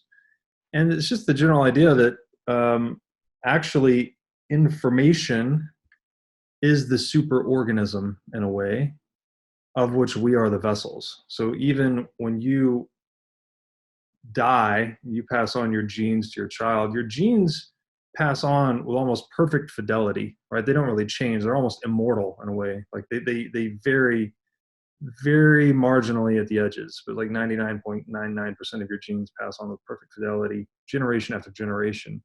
They reassort themselves and recombine. So some of your genes and some of your baby mama's genes will mix in your child, and it'll be a whole different makeup of person. But the individual genes themselves are actually an organism in and unto themselves in a way. And they govern, again, talk about governing action. Almost everything you do is to optimize for your genes. That's the reason we feel the need for altruism and reciprocity with people in our local circles of trust, because we're actually programmed to protect our genes, right? Which would be our family and those that we live close to, typically, kind of our tribe and our family. And ideas, the movement of ideas, you could think of not only between life forms, where we're passing genes from generation to generation, experimenting with new combinations to adapt at the individual level such that it benefits the collective, right? But it's also occurring, there's a mirror of that occurring in the marketplace. Whereas if we discover a new way of doing things, then the entrepreneur has an incentive to sell it back into the marketplace. So the meme on the internet, I think it's just become such a big deal because we finally have a forum that allows us to move information in a way that is reflective of the potence of the meme, I guess. It's a free flowing informational environment. And there's some classical wisdom in there too, the old picture's worth 1,000 words kind of thing. Now you take Yeah. a picture that embodies a certain mood or emotion or a scene from a movie that has all this other context behind it, and you take that little picture or video and then you put a few other words to it, or other I guess curations to make it fit whatever, attach it to the narrative you're trying to connect it to, whether it's Bitcoin or whatever, and then it carries so much punch all in that one little snippet. And therein lies the virality, right? Everyone can relate to it. They can beam it around the world instantly. So it's not just a joke. The memes are not just some internet joke. They are a very powerful communication tool. People would be amazed to find out how much work the US military has done on memes. That's right. Yeah, Bitcoiners won't be amazed because we get it. And for many reasons, that's one of the, even if this was a fair fight, right? So I happen to believe that Bitcoin is inevitable. The reason that it still has merit to educate people is that you can get more people onto the life raft sooner. Mm. And it's very, very meaningful in terms of, as you said, the way it can change you. One of the reasons I think Bitcoin will win. So I think Bitcoin is inevitable because it's the hardest money that has ever been produced. And there is a trend towards, throughout history, there has always been and there will always be a trend towards adoption of the hardest money on a long enough time horizon. But so I happen to think Bitcoin is inevitable. But even if Bitcoin, even if it was a fair fight, I would still bet on Bitcoin because of memes. People really underestimate their power. It's like the GameStop thing. Memes bankrupted at least one hedge fund. Right. And that was just one subreddit. The decentralized army of Bitcoiners, which just through really low effort, mostly really low effort, and just repeated conversation, come up with memes, communicate through memes, fix the money, fix the world, have fun staying poor, and all that stuff. And they just propagate all throughout the internet. And the reason that this happens in such a decentralized way is skin in the game. Once you have Bitcoin, you get involved with the memes. Right. And I suspect that one of the things the US military has found when it comes to memes is that you can't, if you're some centralized authority, you can't just generate a sort of meme warfare offensive. It has to be decentralized. Yeah. It has to come from the wisdom of the crowd, because the virality is it's like evolution. It selects for the best ones, and they're the ones that propagate. Yeah. Kind of like an meritocracy or something. Yeah, it's just another reason to be bullish Bitcoin. Yeah. I always ask people when I have enough time, and when I'm trying to educate them about Bitcoin, where do you think money originated? And most people don't know. The most common answers I found are China or ancient Greece, which I think are reflective of I think paper notes were first used in China and coins were first used in Greece. So I think it's First confusing. coin was the Lydian Empire, which was, I think, now in modern day Turkey, but right there close to Greece. And they used that, I think it was the electrum, right? The composite silver coin. Yeah. Naturally occurring silver and gold compound. But essentially the answer is money originated everywhere, spontaneously, repeatedly, in every society that advanced to become complex and wealthy throughout history. In fact, it was so ubiquitous and so consistent an invention that then it makes sense to say that money is intrinsic to us. Mm-hmm. It's not like the printing press or something where it's an invention with a specific origin. It's intrinsic to us and the way we communicate through the exchange of value as cooperative social animals. So money has three functions. It's a store of value.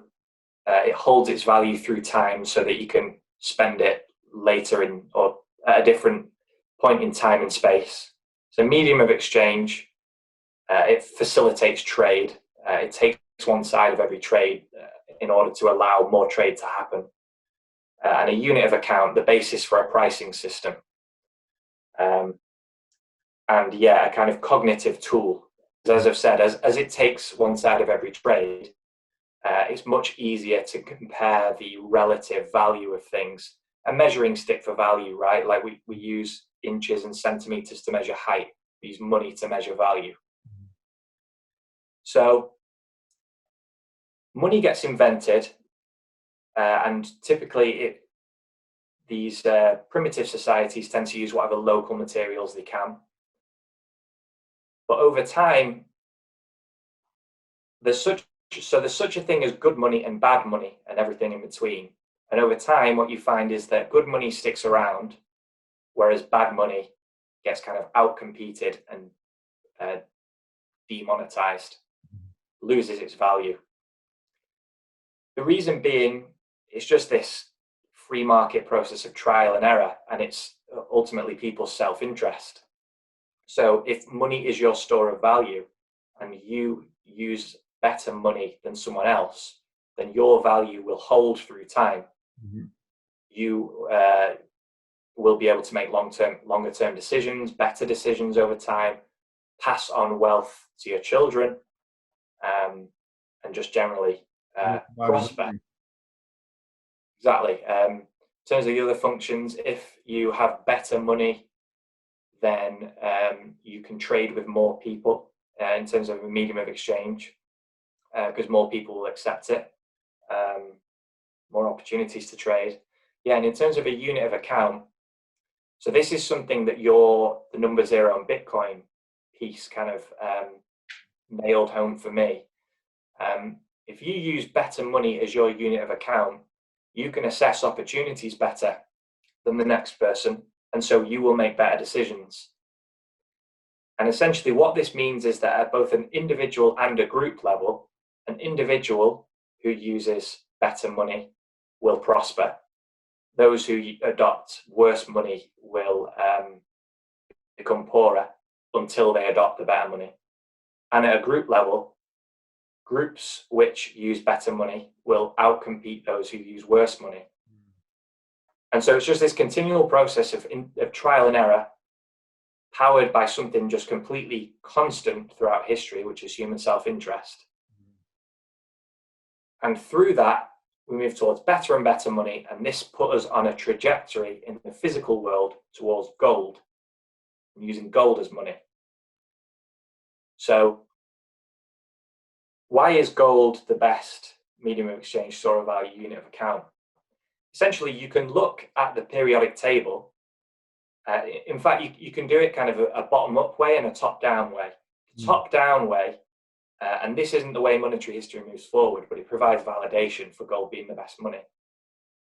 If you look at a periodic table and you attempt to decide, okay, of all these elements, what should I use as money?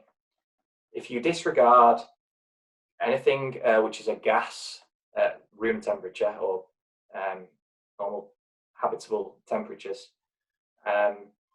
anything that is toxic or poisonous, anything which reacts chemically with air or water, anything which is too abundant and therefore isn't suitable to serve as a store of value through time because it's not scarce enough. I think it's those things. You're left with, and anything that isn't so scarce that it was only discovered in like the 18th century or something, which rhodium and palladium fall into. So if you disregard all of those things, you're left with three metals platinum, silver, and gold. Platinum's melting point is too high for early human furnaces, which prevented people from turning it into like uniform coins and tokens of uniform spending power. Which leaves you with the two widely used monetary metals, silver and gold. Gold is just that bit more scarce, and silver reacts more with air, I believe, which put us, as we said, if you were to study the periodic table, you would arrive at gold. But as we said, that's not how monetary history moves forward. But another way that you can validate gold being natural money is to kind of observe the fact that all of the great civilizations throughout history have used gold as money. So Mayans, the Aztecs, the Egyptians, the Romans, the ancient Greeks, all of these great ancient civilizations used gold as money. And so, something I was thinking recently, this is a bit of an aside, but it's not that like they got to a level of prosperity where they kind of, became smart enough to choose gold. Gold came first. I think this speaks to a point you were making. Without gold, without that base money, rock solid base money, you can't create the institutions, the prosperity, the wealth needed that supports a great civilization. Right. So, in the natural world and the physical world, gold is money. But, as I believe you mentioned earlier to me, gold's lack of portability led to its centralization in central banks. So, essentially, I think this was throughout the 19th century, 19th and possibly early 20th.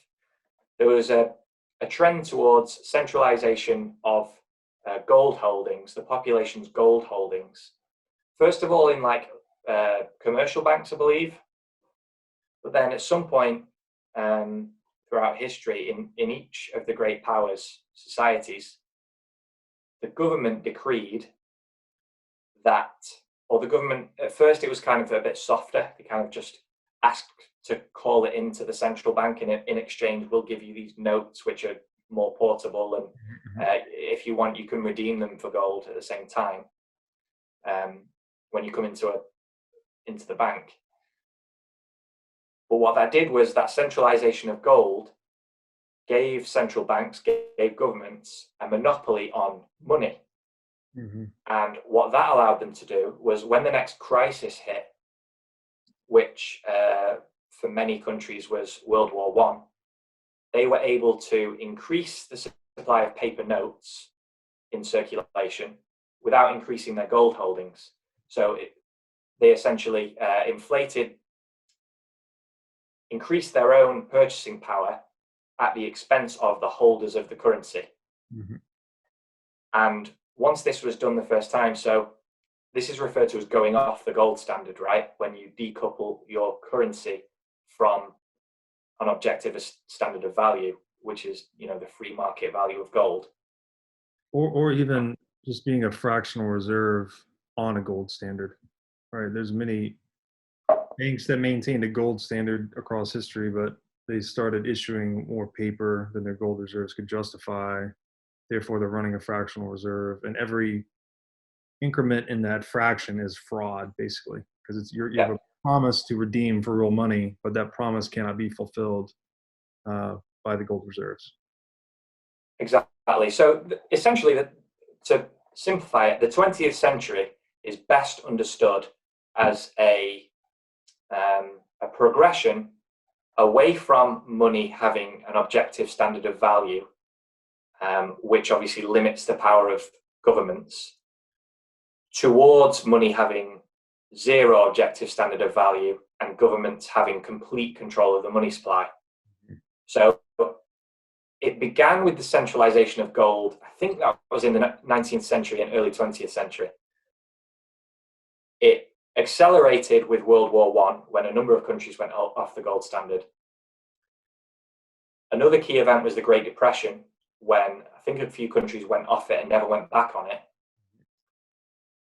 Then after World War II, there was still some semblance of a tie between national currencies and gold, because the US dollar was tied to gold, and citizens couldn't redeem their US dollar notes for gold, but foreign governments could.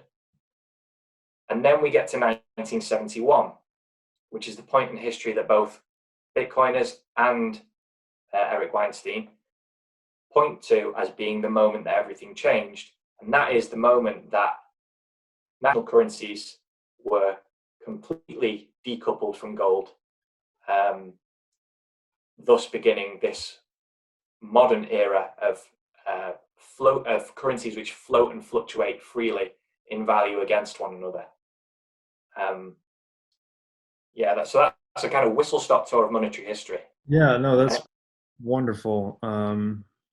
Great high-level overview, and I'll just add a few points here. So one thing that came to, I guess, populate my worldview more fully recently are the importance of standards, actually. We gain efficiency. Again, we're trading with one another to increase our aggregate productivity, which is another way of saying we can accomplish greater results with the same efforts, or we can be more energy efficient working in concert than we can in isolation. Standards radically enhance this productivity gain we get through trade. Because if you think about even something like the width of a rail track, right? If every producer in the world knows that they can produce and standardize to this one width of a rail track, then they don't need to call and ask how wide. They don't need to constantly check the specifications and re-architect the production process to make sure it matches the wheel track. Or you could come into modernity with something like the internet, right? We standardize to these protocols, HTTP, TCP, IP. The market just selects this common protocol that we can all interoperate upon, and that standard actually becomes rather ossified as a core operational protocol. And because everyone can just, without thinking about it, trust the standard, they release all this energy to focus on other things, basically. So we're like constantly seeking standards to rely upon, trust minimized standards to rely upon that free us up to channel our energies towards higher valued aims. And this gets to, it's another North Whitehead quote that I will try and paraphrase. It says that it is commonly believed that mankind progresses by thinking before he acts, but it's actually the precise opposite. Man advances civilization by increasing the number of important operations he can execute without thinking about them. So it's the more reliant. I wondered where I'd heard his name before, and that quote has made me realize it's Nick Szabo's essay, Blockchains and Social Scalability. He quotes that exact quote there. The point that through abstracting away the need to think about something, you free people up to worry about the next thing. Yes. Which creates prosperity and wealth because people are focused on solving the next problem as opposed to going around in circles looking after this first one. You could think of a standard in a way as like a semi-permanent solution to a problem. It's like we don't need to talk about this problem anymore because everyone just operates on this standard. And then recently, Nick Carter dropped this short little piece where he makes the point that gold, even in its raw form, was kind of useless as money. It wasn't until we converted it. I mean, there's store value function there, don't get me wrong, but as to graduate to medium of exchange functionality, it was actually us stamping it into coinage and bars, into standard weights and measures that gave it this utility, this transactional utility that really made it money. So he has this line in there that says, to monetize is to standardize. Mm. So I'm just thinking about that lately is, we have money, which is, I would argue, is emergent, as you said, in any society. So every society needs to trade to increase their energy efficiency or productivity. And my argument is that in any society you choose, basically the most tradable or the most liquid asset in that economy is money, pretty much. You can see this in a prison where they're trading cigarettes, right? Cigarettes are money in that little micro economy. But when it is unlocked through standardization, I guess is kind of the point. Like it's another social utility, like the width of a rail car or HTTP. When you can standardize to one form of money, we don't need to think about every trade as much. I don't need to weigh the gold you're giving me. I don't need to assay its value. I can just trust that this is a standard unit. And in that scope, so we could say that standardizing unlocks productivity, basically. So we're constantly looking to discover new things, sort of in the dynamic area, where we're just figuring things out in the entropy, I guess you would say. And then once we figure something out, we want everyone to standardize to the best solution. Then we can go figure out the next thing and then standardize that. And civilization is these layers of standardization over time, right? That's what we are. That's what the rule of law is, and et cetera, et cetera. So Bitcoin in that way is like, it's incredibly valuable because it has standardization built into it, right? It is the ultimate standard, if you will. It's 21 million that doesn't change. It has a defined subunit. You can audit the global supply. You can transact it anywhere. It's an immutable or unchangeable standard, basically a protocol. And I guess the last point I had on this was the old Rothschild quote that, "Give me the power to issue a nation's currency. I care not who makes it law." It's like, so he who holds the gold, again, money being the base layer operating system of humanity, makes the rules. The custodian of the money makes the rules effectively. So to monopolize money, or the standardization of money, is really to monopolize rule making, or to monopolize human action. So that's why I think it's so radical when you see Bitcoin in that context, that I think you had a line in here somewhere where it's like, gold is the game humans have been playing across all of history, whether we know it or not. The story of gold is the story of man, kind of That's thing. the one. Yeah. And now there's a new story. Bitcoin is a brand new story, or a brand new chapter, or a brand new book in the series, whatever your analogy is. It's something that just breaks this whole thing and starts us anew. Exactly. Yeah. It's digital ultimately. Yeah, the beginning of the base layer of a digital civilization, in the same way that gold is the necessary base layer for all of the great civilizations Of all analog civilizations. Exactly, of history. Yeah. Yeah, one example, and then a specific implication of Bitcoin for what we're speaking about there. So this may be Szabo's example, but I can't remember. But the law, essentially, and property rights. What essentially happened with, I believe it was the Magna Carta was the first example of this in the 1100s or the 11th century, I can't remember, where essentially the responsibility for looking after one's private property got abstracted away to the central authority, the Crown. And the Crown essentially said, okay, we'll now keep these records of property rights and enforce them via our monopoly over violence. Mm-hmm. And obviously what that does for the individual is it frees you up to stop worrying about your kind of physical safety, physical security of your property, so that you can worry about the next thing. That's right. And what that frees you up to do is generate greater prosperity for yourself, your community, and your society. Yeah. Across society, across a nation. That is very profound.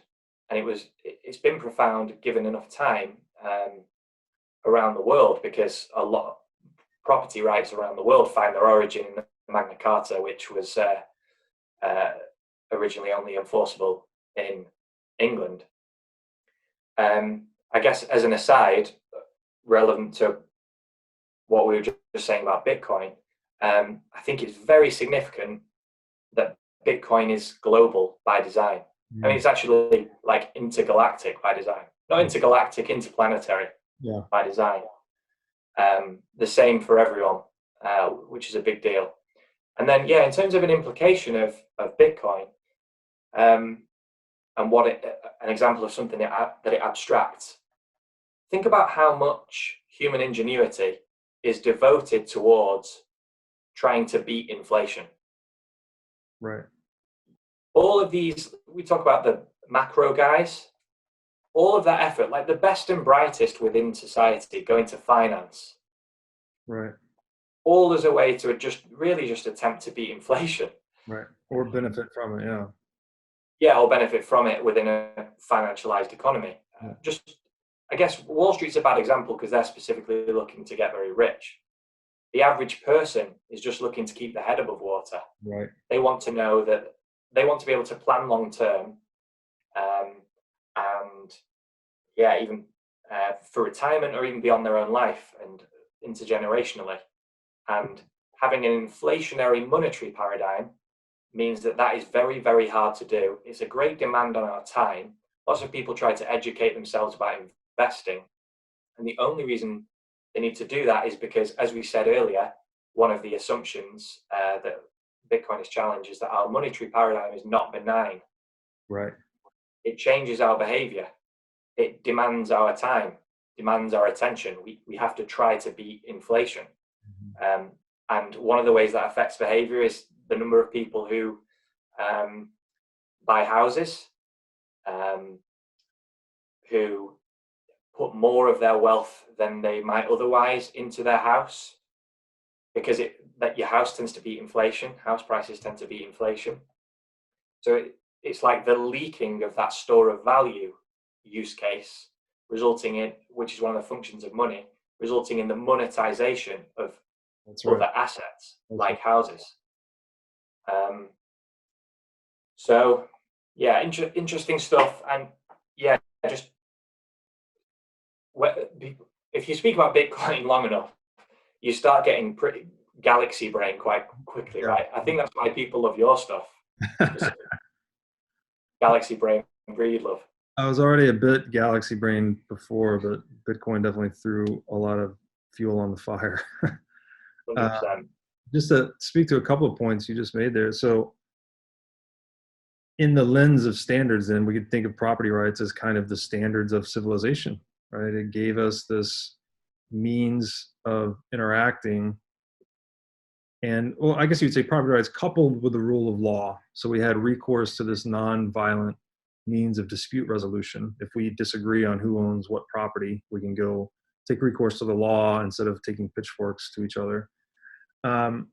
That reshaped, we talked earlier about how tools and the way we organize ourselves, the systems we organize ourselves will then reshape human action. That reshapes human action clearly by disincentivizing violence, right? Violence just is not as rewarding under a system of well-protected private property rights. And that's the reason we can all go and sit in a movie theater today, with a bunch of strangers and feel comfortable. That probably wasn't the case, I don't know, 1,000 years ago. Like, you're around a bunch of strangers, there's not stability, I guess, socioeconomic stability from the system of private property rights. It's decivilizing in a way.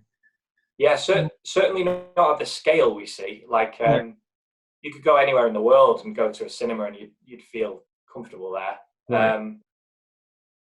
Yeah. And it's not clearly, it's not ideal, right? There are still incentives to violence that I think Bitcoin mitigates even further, even exponentially further. That gold helped mitigate, the systems built on gold helped mitigate, but Bitcoin takes it to a new level.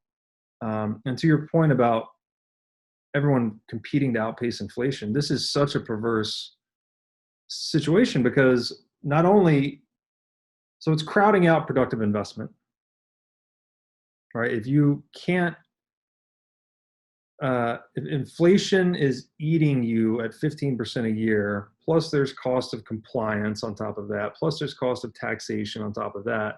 It's like, even if you have an innovation that can contribute to productivity, you're crowded out by all of these costs to start a business effectively. So we're dissipating innovation through inflation. And then to your point about it being kind of like a leaky power reservoir or something, and it just, it's demonetizing the store value function of fiat. So it's monetizing other assets, basically, as reliably scarce stores of value.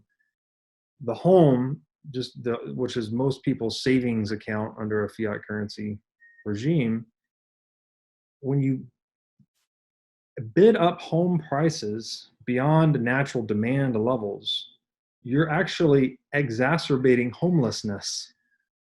Because now what is actually a durable consumer good, the home is not actually an investment. I know we're all programmed to think that way, but it's really just a durable consumer good. You build it, you live in it, you got to maintain it, etc.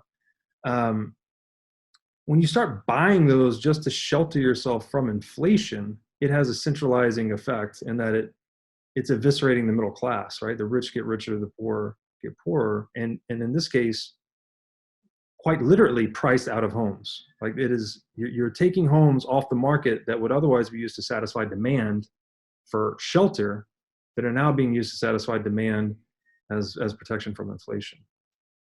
Yeah, and again, speaks to the millennial point and the reason that so many Gen X don't get it.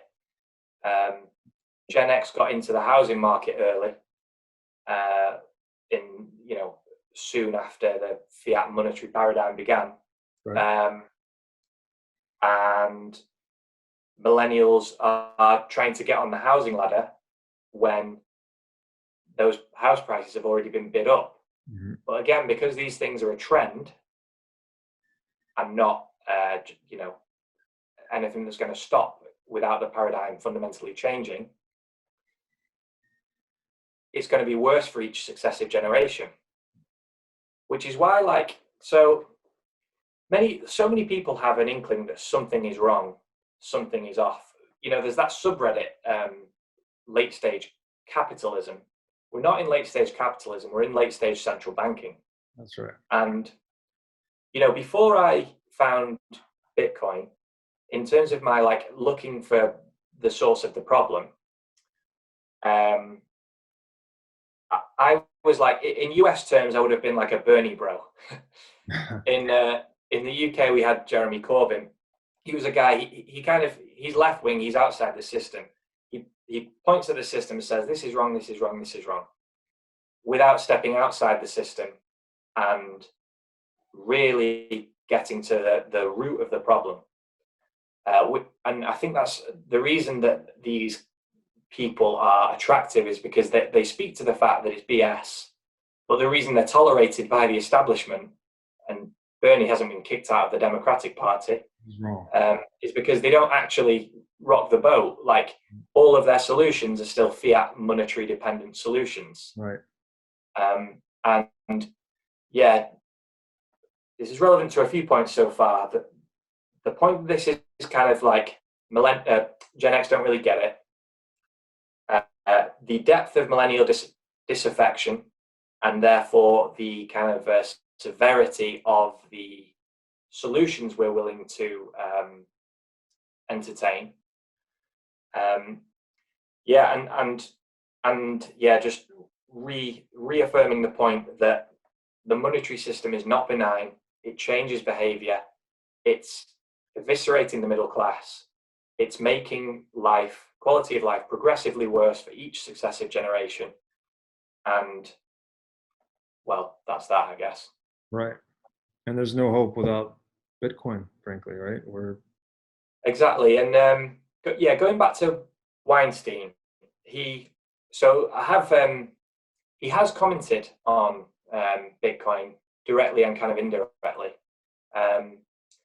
And so someone asked him on Twitter, this was probably a Bitcoiner, Eric Weinstein, what are your thoughts about 1971 also being the year America moved off the gold standard, and how that relates to any of the WTF-ness that has happened since?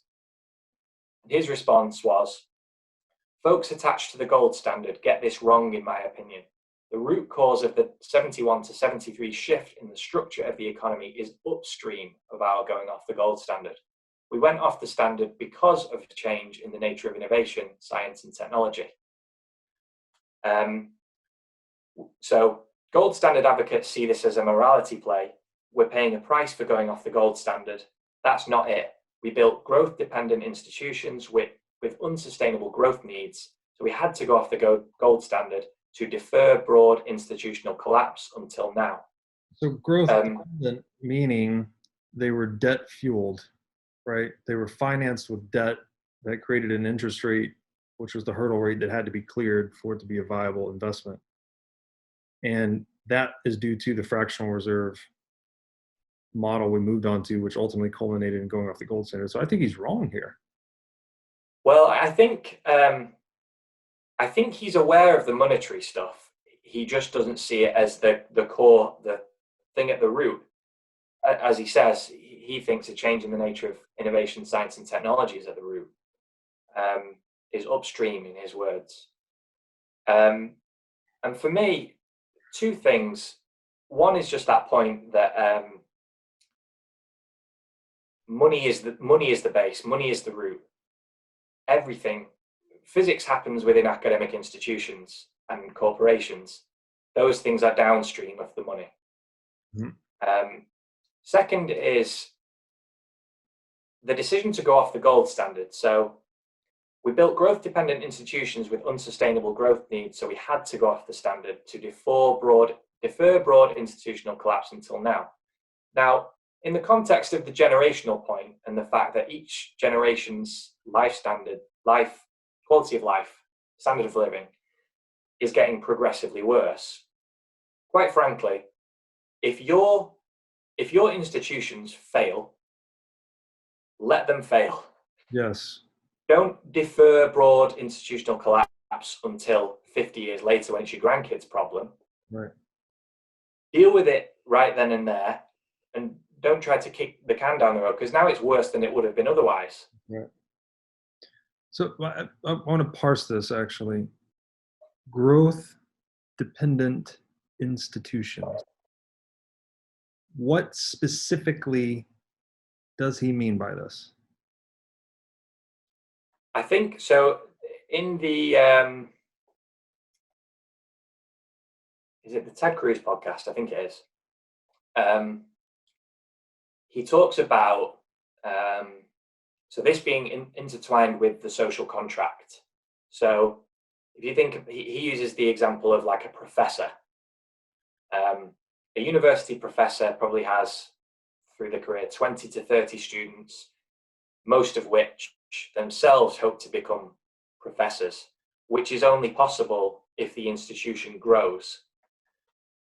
So he says this was possible for institutions for a time because universities went from educating 8% of the population to educating around 50% of the population. Mm-hmm. So that was possible for a time, and the institution was built on the idea that this will be possible forever.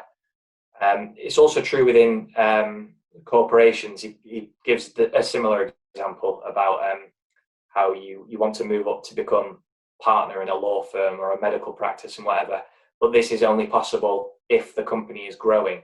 And when the growth runs out in the economy, the growth runs out in the institution, and the social contract is broken. Interesting. I believe that's his perspective. Okay, I just was thinking that because economic growth, if that's the form of growth we're talking about, it doesn't actually run out. Or we don't know, we haven't discovered, frankly, the limits to economic growth. We don't know where that is, but what does happen is that a particular version of a solution, whether it's an institution or a tool, becomes irrelevant or useless over time. Something else replaces it. So I'm trying to understand how growth dependent institutions would cause us to go off of the gold standard. I'm not identifying the causal connection there. No, so I don't know about the causal. Well, yeah, I don't know about the causal relationship between stopping growth and going off the gold standard from his perspective. Mm-hmm. But he talks about the fact that, so he kind of says, we've gone crazy because growth ran out. And instead of real growth, we've replaced it with fake growth and just kind of hollowed out our institutions and our economy in order to like preserve the illusion of growth. Well, here's where I would drill in and say that the reason growth ran out, again, there's no known natural limit to economic growth. But by saddling ourselves in debt, which fiat currency has encouraged us to do, the interest burden on that debt crowds out investment, which crowds out growth. So the consequence is still in the money. It's still in the character of the money that crowded out investment, that crowded out growth. Yeah, agreed. I think it just goes back to the point. I'm sure he could do a better job of articulating it, but it just goes back to the point for me that innovation within physics is downstream of the money. It's the money that's at the root, and innovation within physics is downstream. Agreed. Money is the source waters of everything humans do, right? Including theoretical physics. He does say something interesting here about the relationship between money and physics. This is why I want to invite him into the conversation. Mm-hmm. He needs to square this circle for us, basically. He's a smart guy. He's intellectually honest, but this just feels like an oversight or a like. Your experiences, your perspective are coloured and weighted towards your own experiences. And he's someone who's kind of like, I don't know whether he's worked in academia. I think he has. His brother certainly does. But he seems closely related to it. So yeah, maybe that's what's going on. But so someone said to him, some legend, become one of us Bitcoiners, Eric. And he said, no. He said, no, your job is to liberate physics, mine to liberate you. Presumably some of you understand the peril we're in. We can't stay here. I didn't mention geometric unity, which is his theory of, I don't know, fundamental physics, kind of like a potential successor to Einstein's theory, I think, these general theories, I believe. Theory of everything. Yeah. I didn't mention geometric unity to the world from the early mid-80s until 2013. Let's see if the Satoshi Collective can go that long.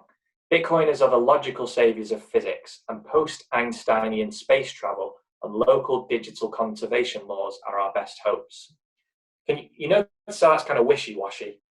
This is why I don't think, he must have thought about it because it's very interesting, and his boss and good friend is Peter Thiel, who gets it and has thought very deeply about the problem of money when building PayPal, I'm sure. So yeah, this is kind of where my clarity on his perspective runs out. You can see he's acknowledging some relationship there between physics and Bitcoin and money. But to me, your job is to liberate physics. Isn't that an acknowledgement that, if Bitcoin can liberate physics, then aren't you acknowledging that Bitcoin's at the root? I wonder what that means. That's very mysterious. I assume it would somehow relate to Bitcoin's connection to energy markets, perhaps. Quite possibly. Where if Bitcoin is, indeed, as many of us believe that it is a bounty program on energy efficient innovation, the more efficiently we can harness energy via solar or whatever efficient source, nuclear, whatever it may be, the more we would, quote unquote, liberate physics, basically.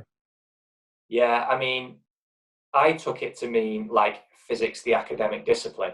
Hmm. Um, but it could equally be either of those. And as somebody with, a reputation for intellectual honesty and a first principles thinker with an audience who naturally think like him, which is why they watch his stuff, I just love to invite him into the conversation and for him to properly explore it, because Bitcoin's going on mad this year, right? We all know that. I still think we're in this cyclical. I still think the price of it is cyclical, and will be for a while.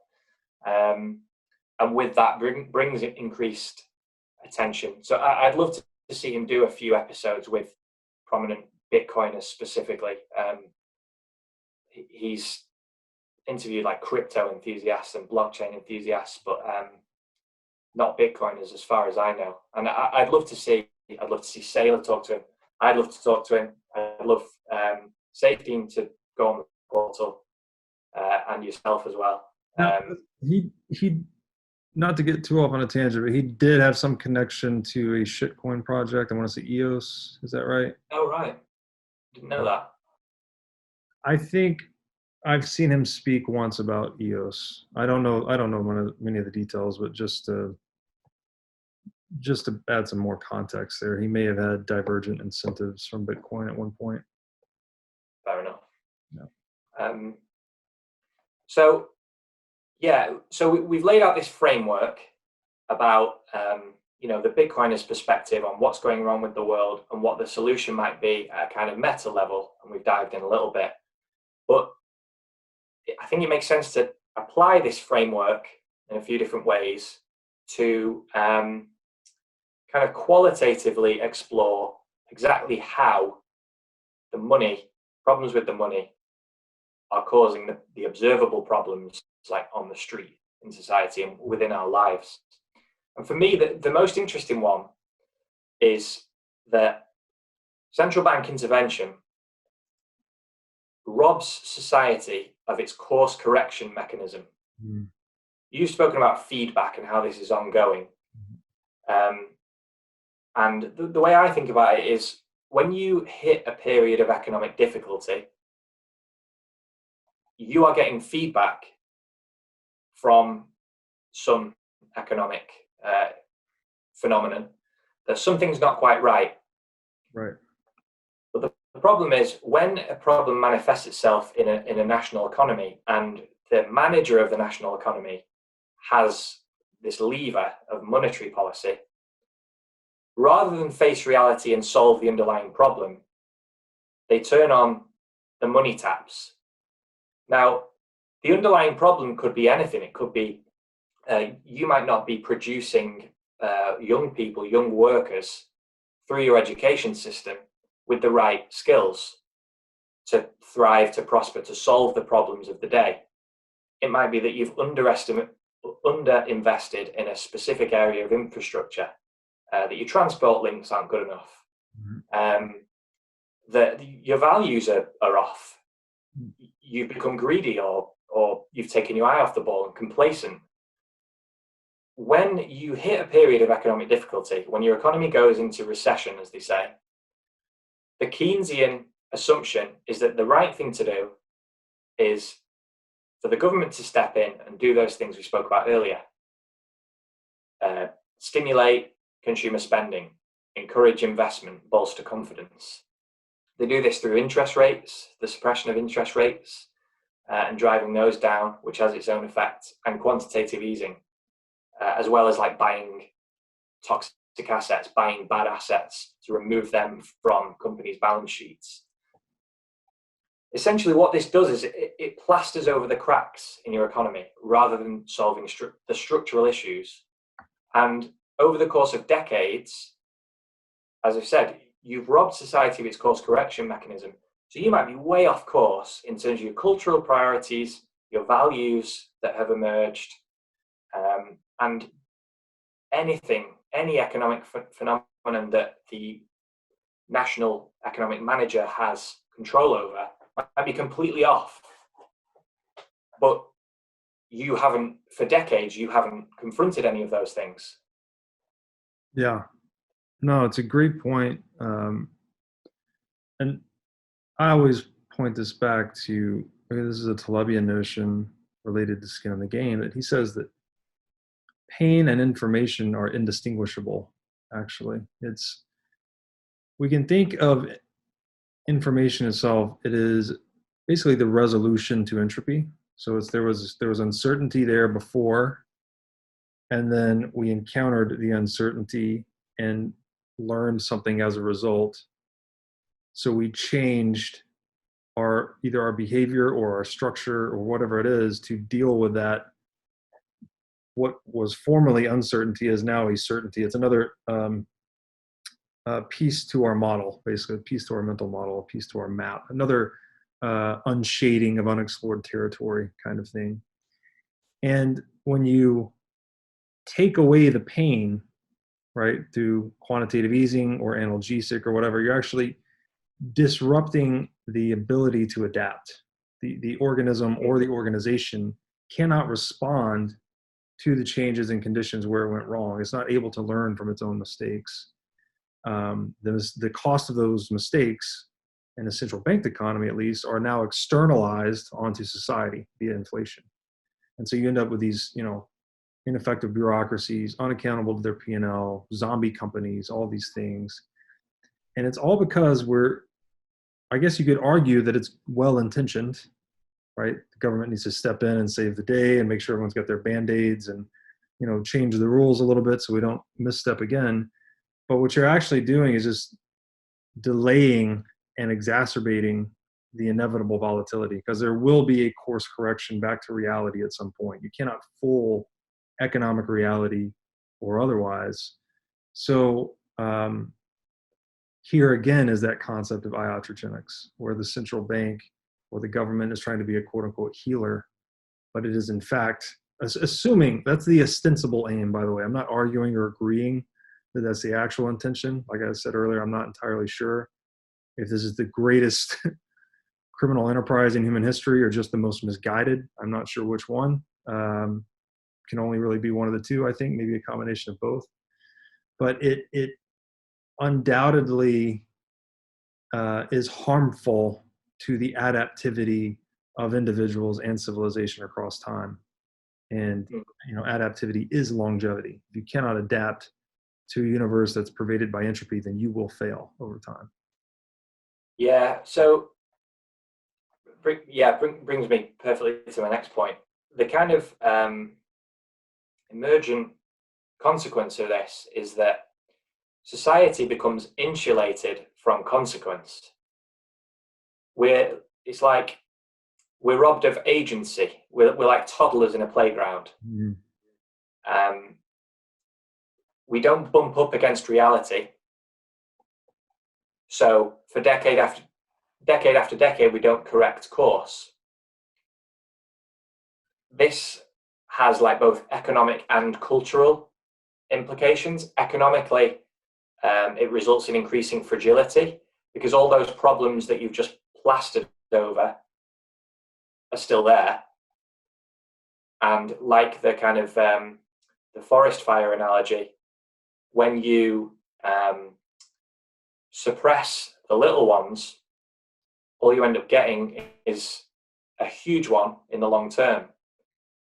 So the action of the central bank becomes a central point of failure. Like what I think will become the last time that the central bank will ever try to raise interest rates. Was it 2018? They tried to raise interest rates and the stock market fell off a cliff. And they were like, "Oh no, shit! We'll forget that. We'll lower them again." The infamous dovish pivot, where they said, "Yeah, exactly that." They're out of bullets essentially. I mean, they're not out of bullets. It's just that they only have one weapon left. So that economically, the central bank action of the central bank becomes a central point of failure, which is in other words, your economy becomes increasingly fragile. But then culturally, it has implications too, because essentially you can pursue, if your cultural priorities are off, that will result in poor decisions. And if you make poor decisions society, you won't prosper, and it will cause all sorts of problems, and there'll be some sort of reset, right? If you don't have that feedback mechanism, you can just veer completely off course, decade after decade. And to me, I see that as like a root at the root of like wokeness. I don't think wokeness is like predicated on horrible values most of the time, but the strength of it, how far it has been taken, how extreme it's become, how divergent it is from traditional values, how it kind of, its proponents are willing to entertain the idea that like the entirety of human history and Western civilization is evil. Things don't get that far. You don't go that far off course when you have, you know, an economic feedback mechanism. You only get that far off course when you remove that, for me. Right. Yeah. So it's when we break this anchored economic reality, everything becomes more polarized. Right. And ultimately, money tends towards one, right? Certainly the way it happened in the physical world. So let's talk about the soundness of this money, which is based on gauge theory. What's its monetary policy? Why is it scarce? That's not a trivial thing to solve. And I think the biggest reason that I want him to engage with Bitcoin is not it's not technological. It's the sound money point. Mm. Like, that's most of this. We've touched on the technological, certainly, but most of this is about sound money. Right. And which, by the way, I yeah, think that is where I would like to see him engage, because everything he speaks about is he nails so many problems, but just refuses to go that one step upstream. And just to think of how to communicate this in maybe a physicist or mathematician's terms, we say sound money, we know what that means, but I think in the interest of communicating well to physicists and mathematicians, I like adopting the additional adjective of thermodynamically sound money. Like, we actually have we consider money to be a claim on the savings of humanity. So it's a claim on our energy, either the products of those energy or our current deployable energy. The money which suffers least loss as it is transacted is a better technology, in the same way that a battery that holds power for a longer period of time is a better technology that holds a battery that leaks more quickly. So it's a leak minimized monetary battery, if you will. That's what he needs to be thinking about, is how does this thing facilitate the transference and storage of energy across time? I don't care about the chemical makeup of gold. That's not necessarily what was important as it relates to Bitcoin's construction. It is, yeah, I guess the system that is the most predictable, if you will, right? When you know, we know Bitcoin, technically it has inflation, but because the inflation, there's zero unexpected inflation, it's essentially perfected the store value property. So that there's no loss in transference aside from transaction fees, essentially. Yeah, and also, like, to your point, yeah, Bitcoin is thermodynamically sound. So what, basing your money on a gauge theory, whatever that means, what additional benefit does that get you? Maybe privacy? If there's no ledger? So I can't answer. But yeah, but then, like, how do you keep track of, if there's no ledger, how do you keep track of who's done the work? Right.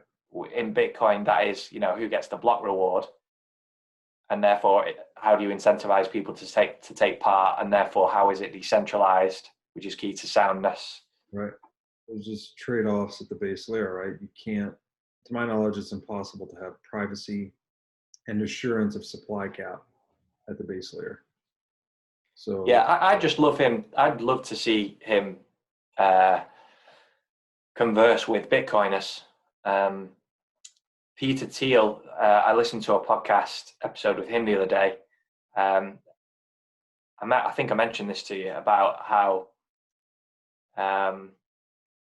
he said Bitcoin is like, he started saying it was the investment he most strongly believes in. mm-hmm. He also said, like, it's so kind of stupidly simple that professional money managers don't want to look at it because it kind of embarrasses them, because it's like you're kind of irrelevant for the next few years while this thing monetizes. Right. Do you think that's a fiat mentality too? Is that we've so overly complexified things, and we're so dependent on scientism and, you know, university merits, essentially, that if it doesn't fit any of those worldviews, which Bitcoin does, Bitcoin's totally outside almost everyone's worldview, unless you're, you know, an Austrian economic crypto anarchist, which is pretty rare. Yeah.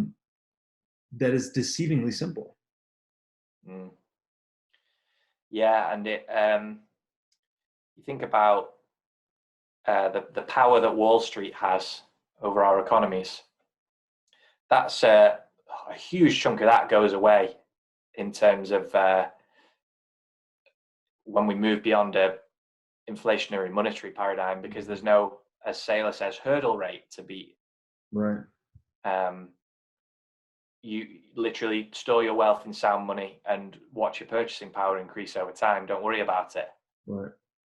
Just participate, just live your life, participate in your local economy. Yeah. Live a rich life. Yeah. Until it's matured, and then all of a sudden there are incentives for value investing again, right? Because it won't be accruing that much. Yeah, exactly. Pierre Rochard talks about how he sees a future where investing moves from like global passive to local active. Yeah. So the conventional wisdom right now, right, is like invest in a stock market ETF, right, so that you're not trying to pick stocks and what have you.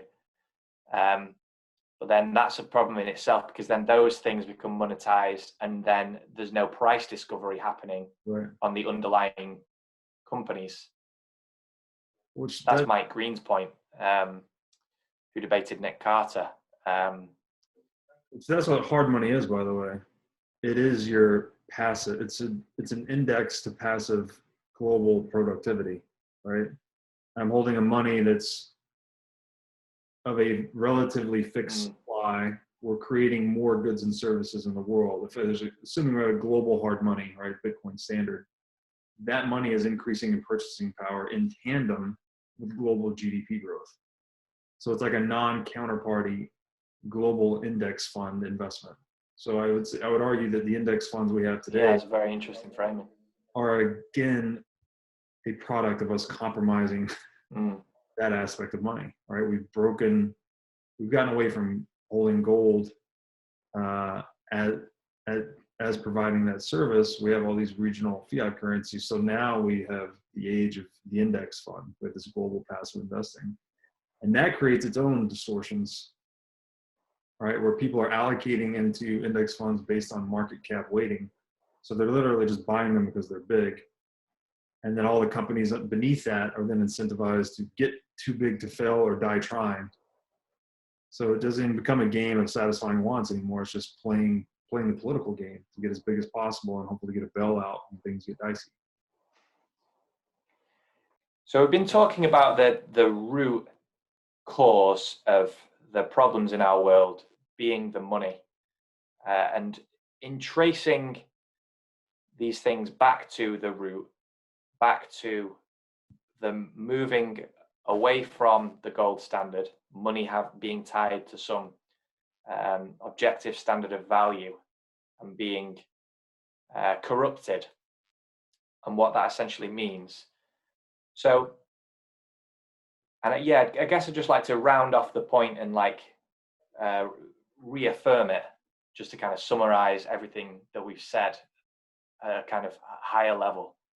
So we spoke about how gold is, it's not just that great societies of the past who became wealthy and prosperous and smart and expressed them, and grew a literary class even, and things like that. It's not that they became smart enough to recognize that gold was money and then started to use it. The ubiquity of gold being the money throughout all of these civilizations is because gold is the prerequisite for your civilization to be able to flourish in the physical world, right? So having this, we've spoken about the three functions of money: unit of account, medium of exchange, store of value. Having this high quality, dependable, scarce store of value, medium of exchange, unit of account, empowered people within those societies to create great wealth and prosperity through trade. And that is the thing at the basis underneath those societies, which allowed them to build all this wealth on top. And people kind of manifest their behaviors, their preferences, cultural, societal, economic preferences through the institutions they build. And we spoke last time about how the function of like an institution is to kind of abstract away some of the need to think about things. So the rule of law means that you kind of outsource many of your security needs to the state, and that frees you up to think about other things. Now, the fact that no civilization throughout history reached greatness without gold, it would seem, and I guess greatness is perhaps somewhat subjective, but just those that are kind of colloquially widely held to be the great civilizations throughout history, is demonstrative of just how intrinsic to a well-functioning society those three functions of money are. Given how important those things are, we can say that the fact that no society reached greatness without gold, we can say that gold, or the thing you use as your money, forms the foundation of society itself. Everything else is built on top. That is what sits at the base. It's the foundation of your society, of your economy, of your culture. When we replaced the gold standard with the fiat standard, which many seek to justify through, for example, the need to defer broad institutional collapse, you essentially pulled the rug out from under society. And it's like, to use an analogy, I've read about how Manhattan is kind of, the reason you can build so many skyscrapers in Manhattan is because of the geological characteristics of the bedrock underneath it.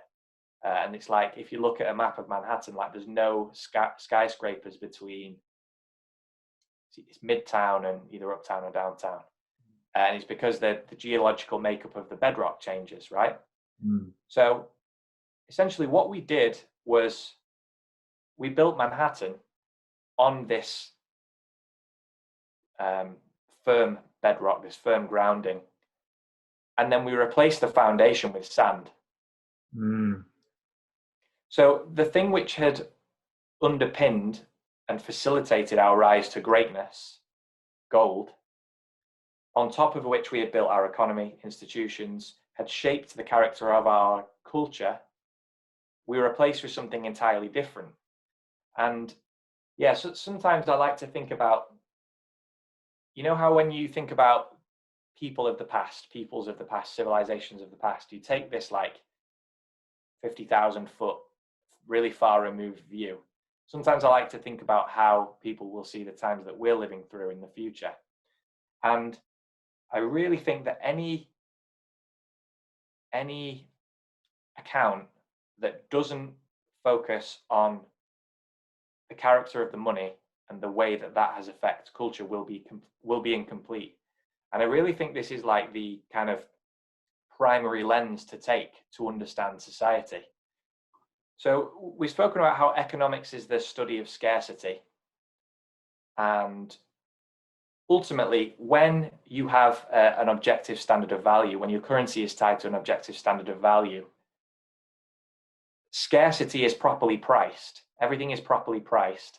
And therefore, your economic decisions are tied to reality. These things influence our culture. And what it means is that your culture is tied to reality as well when you are on a sound monetary standard, a gold standard, as it was in the past. So your institutions on a sound monetary standard have less room to maneuver because they're tied to objective reality. So whether they be educational, financial, in charge of some level of governance, they're kept honest.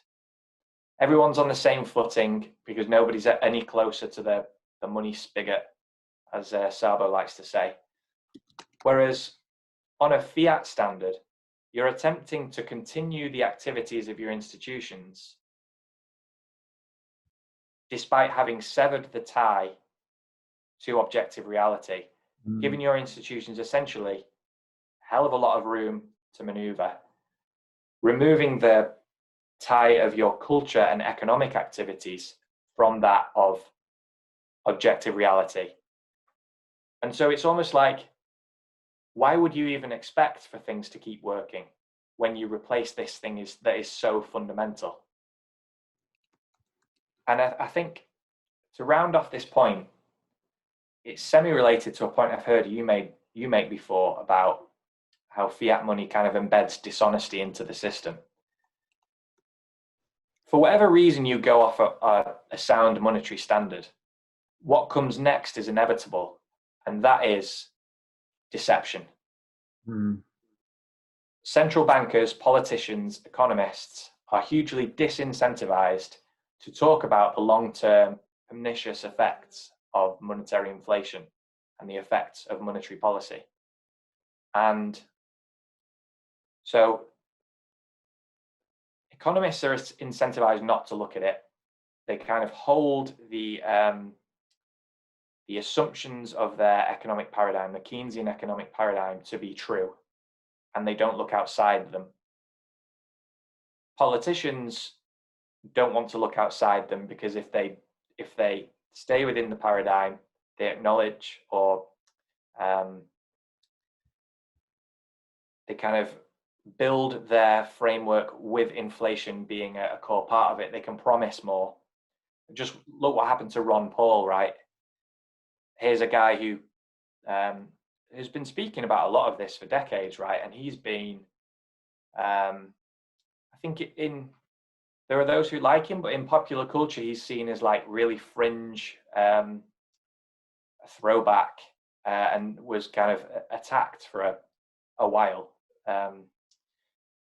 And what you end up getting is, so central bankers are at the root of it. They're in cahoots with politicians and the government. And you get things like Jerome Powell, chairman of the Fed, coming out and saying, we don't know what causes inequality. There are lots of different theories, but inflation doesn't seem to be one of them. Bold-faced lie.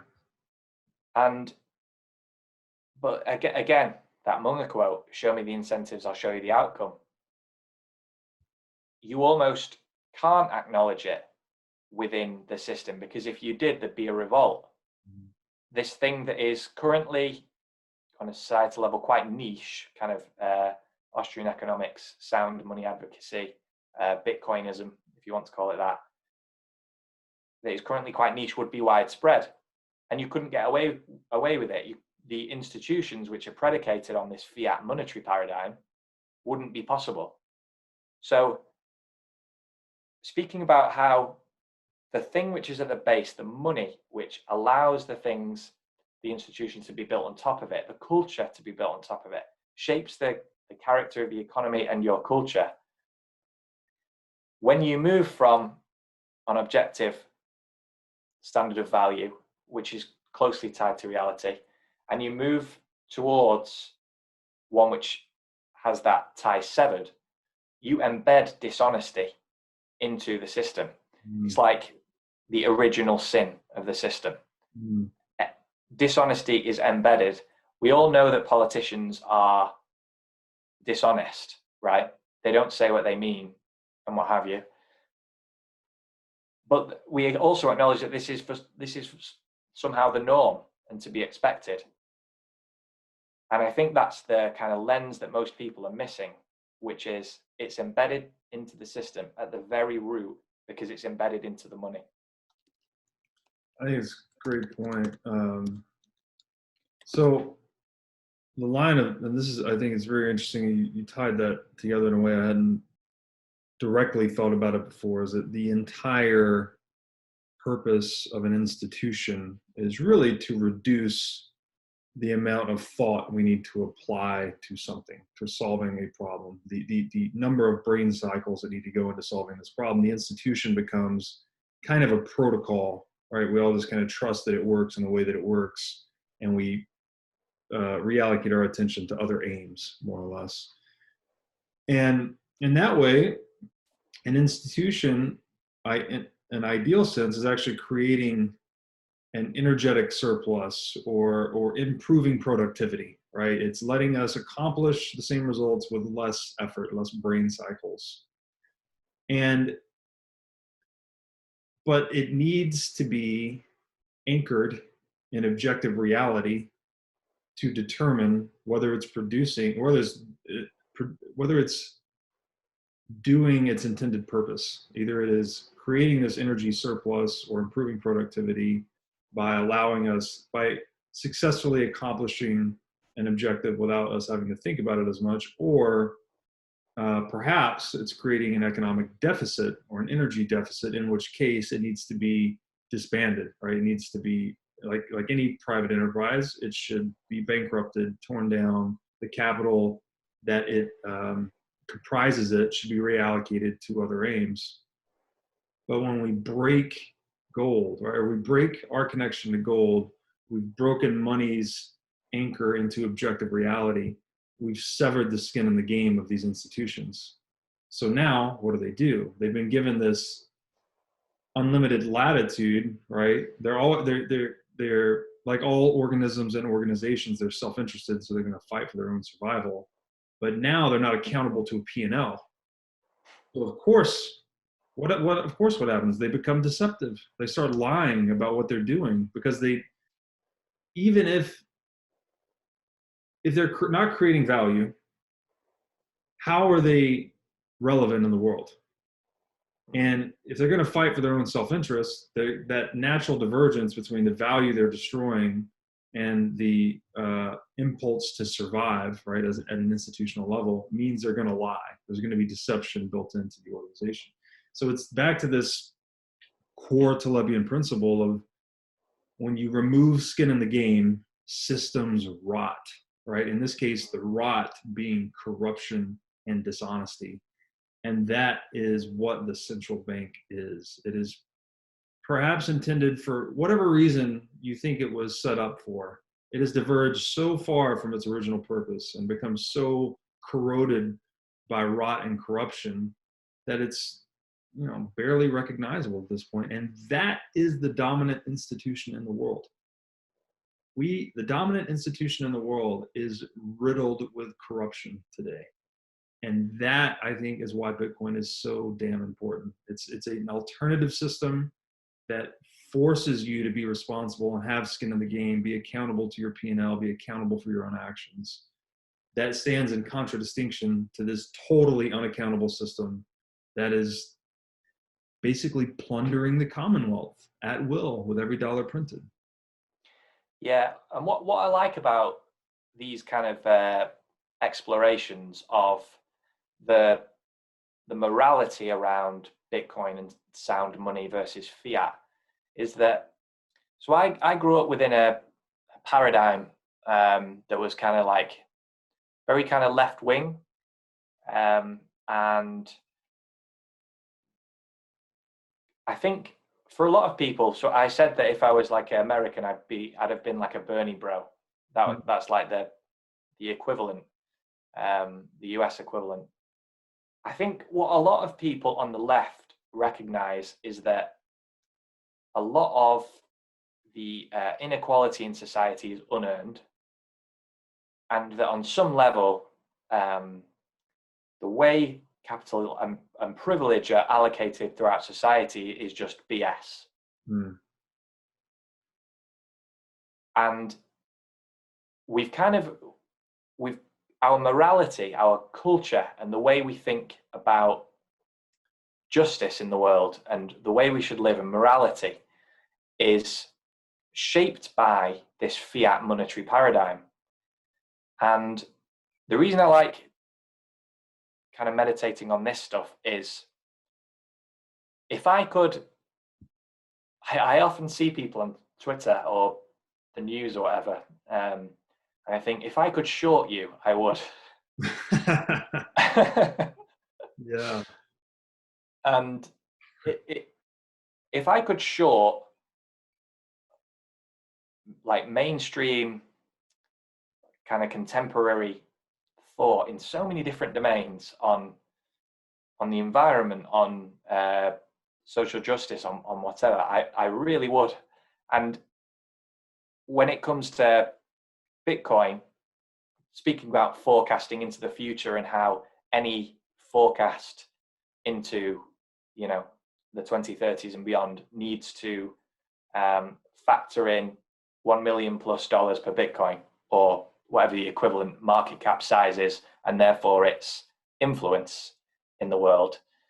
If I could if I could invest in these ideas, this kind of worldview, I really would, because we tend towards the hardest money in a given on a long enough time horizon, and Bitcoin is the hardest money now. It's also digitally native, which is very important in terms of where the society and the economy is going.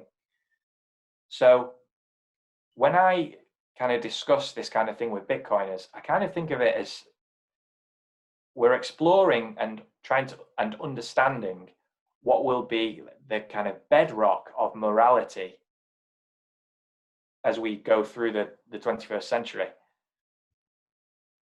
Because the money, as we've said, underpins our institutions, the economy, shapes our culture.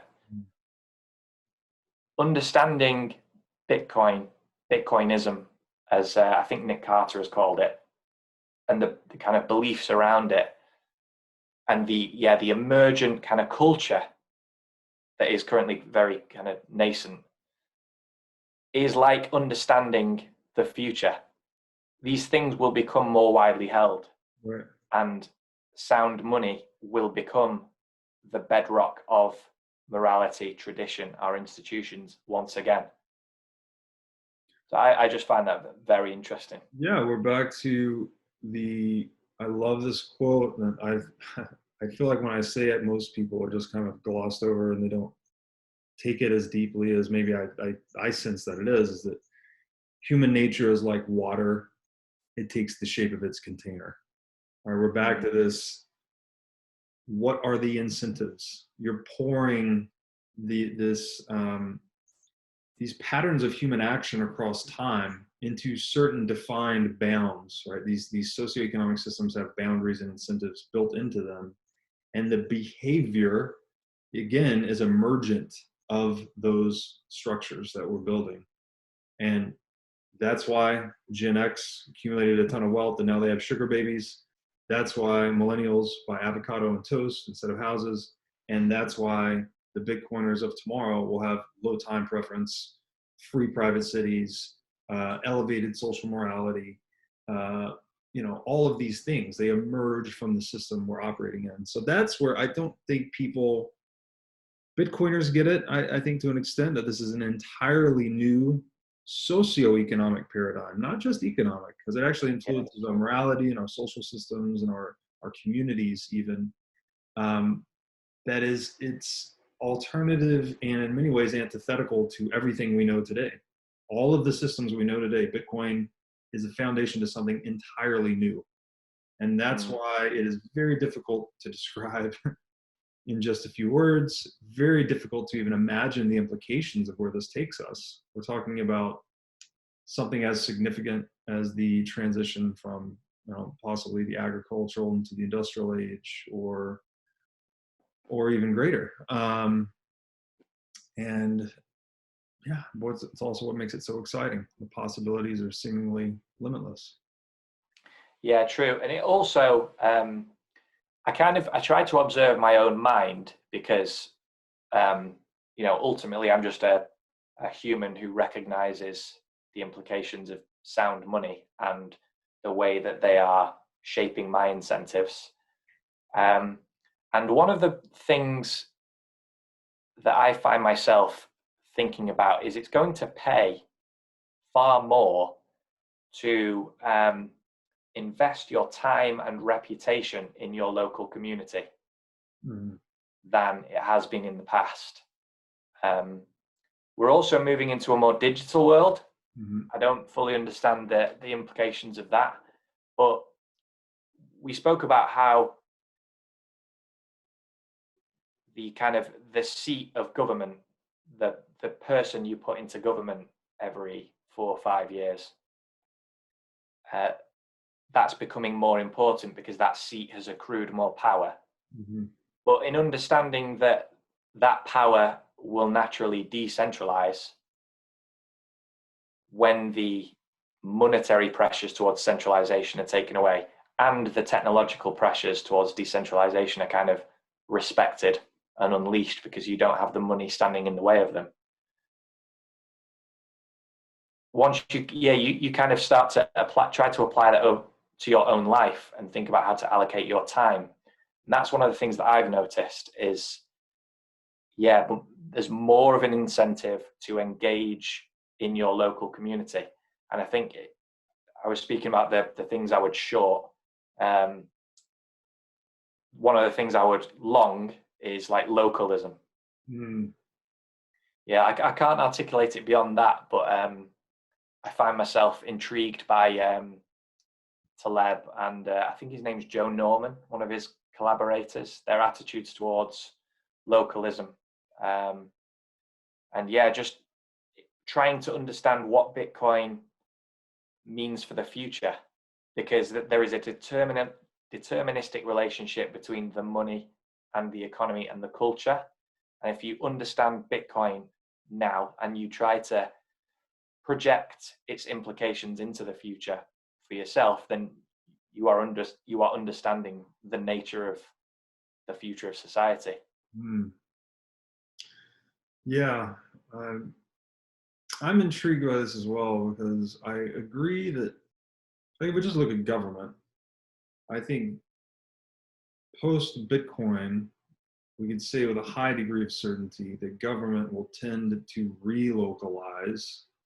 The fiat mechanism is really the way they've scaled themselves to the size that we know the nation state today. So it only seems logical that when you remove that mechanism, the government would revert back to its sort of its free market mode, if you will, which is to kind of protect and preserve peace at a local level.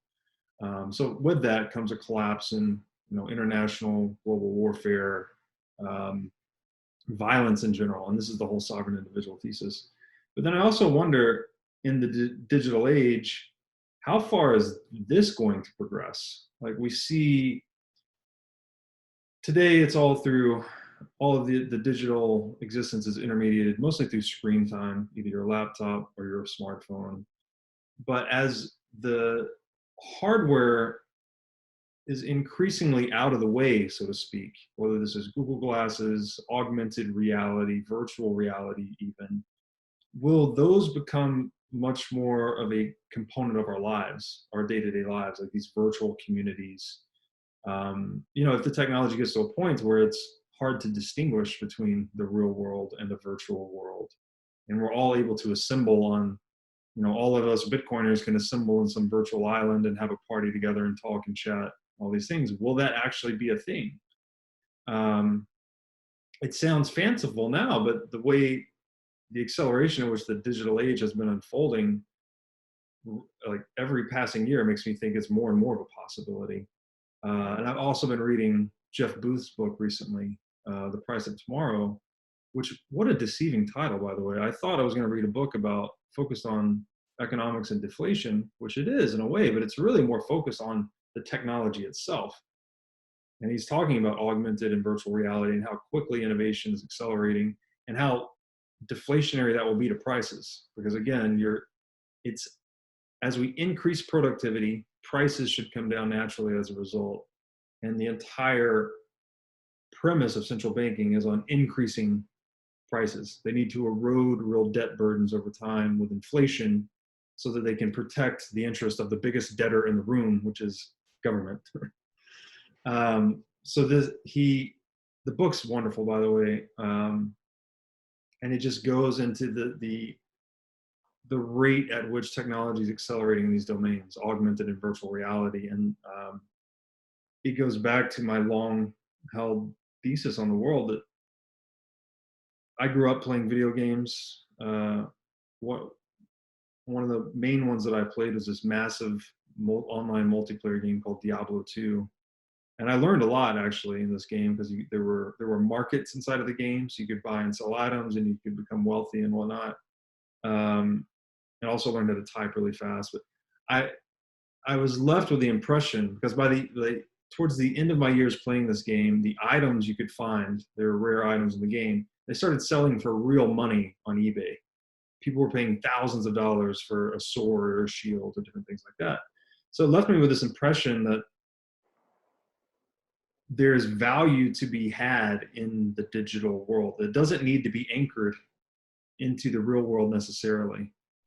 And I think that the world in many ways is just becoming a video game, right? More and more of our interactions and relationships are mediated by screen.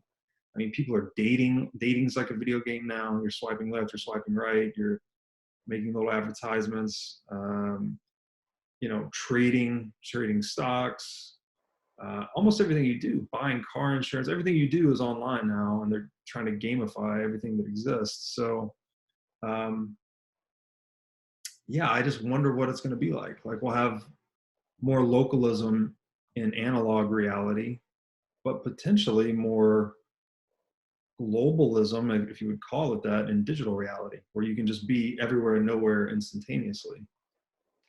Yeah, it's an odd one because those forces definitely both exist at the same time. Decentralization pushing us, kind of elevating the local community in terms of significance, and therefore, your return on investment, to put it, reduce it to something financial, which is not. It's more than that.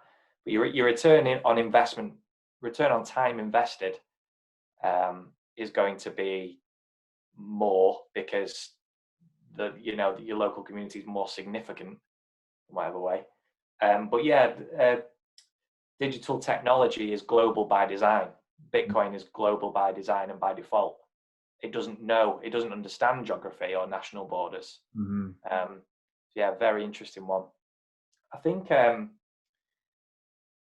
reason I love speaking to Bitcoiners, and one of the reasons it falling down the Bitcoin rabbit hole makes it difficult to speak to non-Bitcoiners about current events or social issues or what have you, because you just have such a fundamentally different bedrock for your perspective. Is Bitcoiners are fundamentally hopeful that those whose mental models are anchored in the fiat paradigm are very kind of despairing, I would say. So I spoke, I think last time I spoke about how these things manifest themselves, a generation's experiences manifest themselves in the culture and popular culture. And we spoke about films and we said Gen X, this kind of despair around the system was quite niche, and that the films that have endured in terms of relevance to today are those which kind of explored it, while that feeling of despair is becoming more widespread. We spoke about the red pill meme. One of the related meme is like the black pill. To take the black pill is to despair, essentially. And this, the importance of not succumbing to despair is one of the most ancient pieces of human wisdom. It's the original, no, not the original sin. One of the unforgivable sin, I believe, because it's essentially a kind of rejection of God's ultimate capacity for ultimate power and ultimate capacity for forgiveness. You're kind of rejecting God in that way. And in this way, I've kind of been thinking about the Joker, no, just Joker, isn't it? It's called, as like a fundamentally millennial film. So we spoke about how films becoming commercially successful and like resonating with a wide audience is very indicative of how relevant its themes are, and resonant, widely and deeply held its themes are to the audience and to that generation. Joker was one of the most commercially successful films of the last few years. I think I read it's the most commercially successful R-rated movie of all time. Wow. And in perhaps the true litmus test for cultural relevance in 21, it inspired a wide variety of memes. And if you look at the themes within Joker, it's essentially, it is a man succumbing to despair. It's he goes through some tough times. He's failed by the institutions of the day, which are supposed to look out for him, and he just succumbs to the ultimate loneliness and despair, the temptation to despair that he experiences in his everyday life, and it consumes his character. That is a fundamentally millennial film. It's a fundamentally 2020, early 21st century film. It's a film of its moment. It's also kind of it's not a Fiat. I won't say it's a Fiat film. It's a film of late central banking. This widely held temptation to succumb to despair. This Joker character is so magnetic because people kind of feel his struggle in a way. Yeah. And it's one of the reasons it inspired so many different memes, and why people were dressing up as the Joker during the riots of last year. And just in contrasting the Fiat paradigm, Fiat mindset with the Bitcoin mindset, Bitcoiners, by contrast, are fundamentally hopeful. This has been recognized by Weinstein himself. He said the Nakamoto Collective is the only forward-looking thing I can think of. Satoshi, what you created wasn't money but hope. Kanye West, visionary, genius in my book, recognized this. On his Joe Rogan interview, he spoke about, he said like the Bitcoin guys are one of the groups with a vision for the liberation of America or something like that. That he was recognizing the hope within the Bitcoiners' vision. And yeah, hope and optimism is just a fundamental part of the Bitcoiners' view on the world. And there's this one of my favorite Bitcoin writers at the minute is Nick Carter. I think he's been on fire for a while. And his piece Bitcoin at 12, which he published on the anniversary of the white paper, I think. Yeah, in October. He said, what's the measure of a healthy society? Arguably, it's a willingness to undertake long-term projects whose completion their originators will never live to see. Virtually anything worth building takes time to build. Enduring institutions don't come easy. I think he speaks about the fact that we don't build cathedrals anymore. Right. We've become short-termist. The future is something to fear. Many people feel a temptation to succumb to despair. Well, all of those things, a long-term mindset, a long-term outlook, starting projects which you won't see the end of, those things are rooted in hope. Mm-hmm. And it's one of the reasons, again, a reason to be bullish on Bitcoin, and a reason that you see so many people resisting Bitcoin. It's like they hate it until they move over and accept it. Right. And interestingly, when I was like initially falling down the rabbit hole, I would find that my understanding of Bitcoin would plateau until I would accept something new about it. So again, going back to what I said about being a kind of Bernie bro, I kind of almost didn't like the implication that certain things I liked about government action were within the kind of Bitcoin conception of things, very problematic.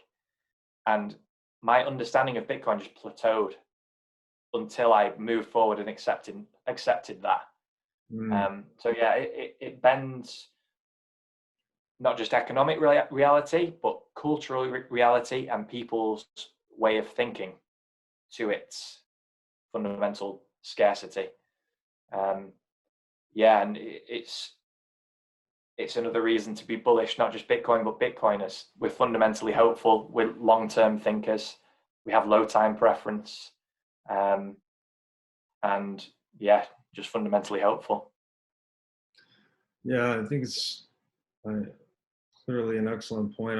I like it so much that I wrote a piece about it called Bitcoin is Hope. Oh yeah, you did. It's, somewhat inspired by Saylor, who said the same thing, like the bottom of the rabbit hole, Bitcoin is hope. Hope, yeah, hope.com, right? Hope.com, he owns the domain. But I think that you're pointing towards what it actually, it's a very emotion-laden word. Obama ran a campaign on it and all of this, but what is hope really, other than this belief that the future can be better than the present, right? There's something to work towards. So it is an impetus to work ultimately. And, Bitcoin, by lowering your time preference, which is elevating your time horizon, it does get to this point. I would argue that it extends beyond your own life. It's not to say that only money influences your time preference in this way. I think having kids too is another thing that influences your time preference beyond your own life.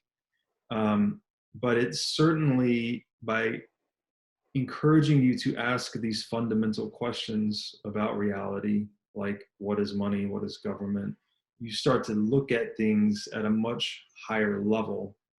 You start to question your own axiomatic assumptions, which to comprehend Bitcoin, most of us need to replace a few of those axiomatic assumptions on which our worldview is upheld.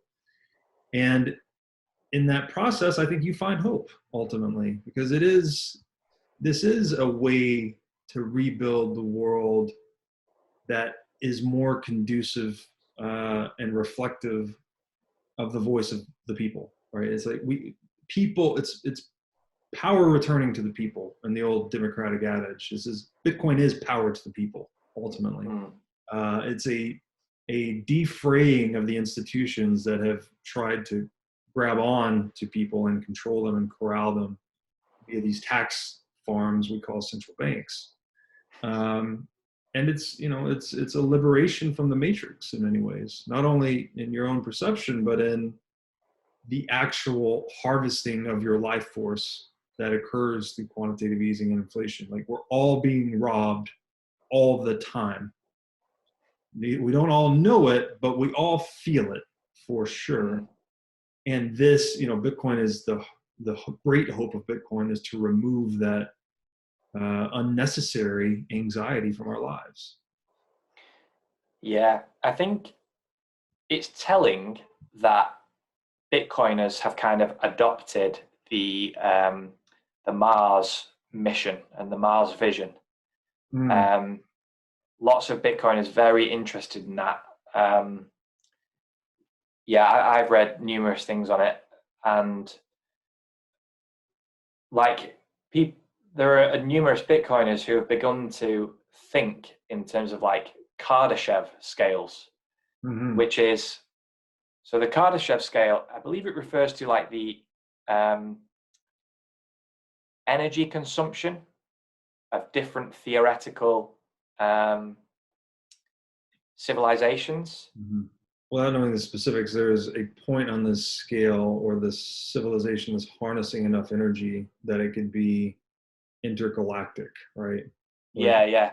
So it's like the planetary civilization, the interplanetary civilization, the galactic civilization. Yeah.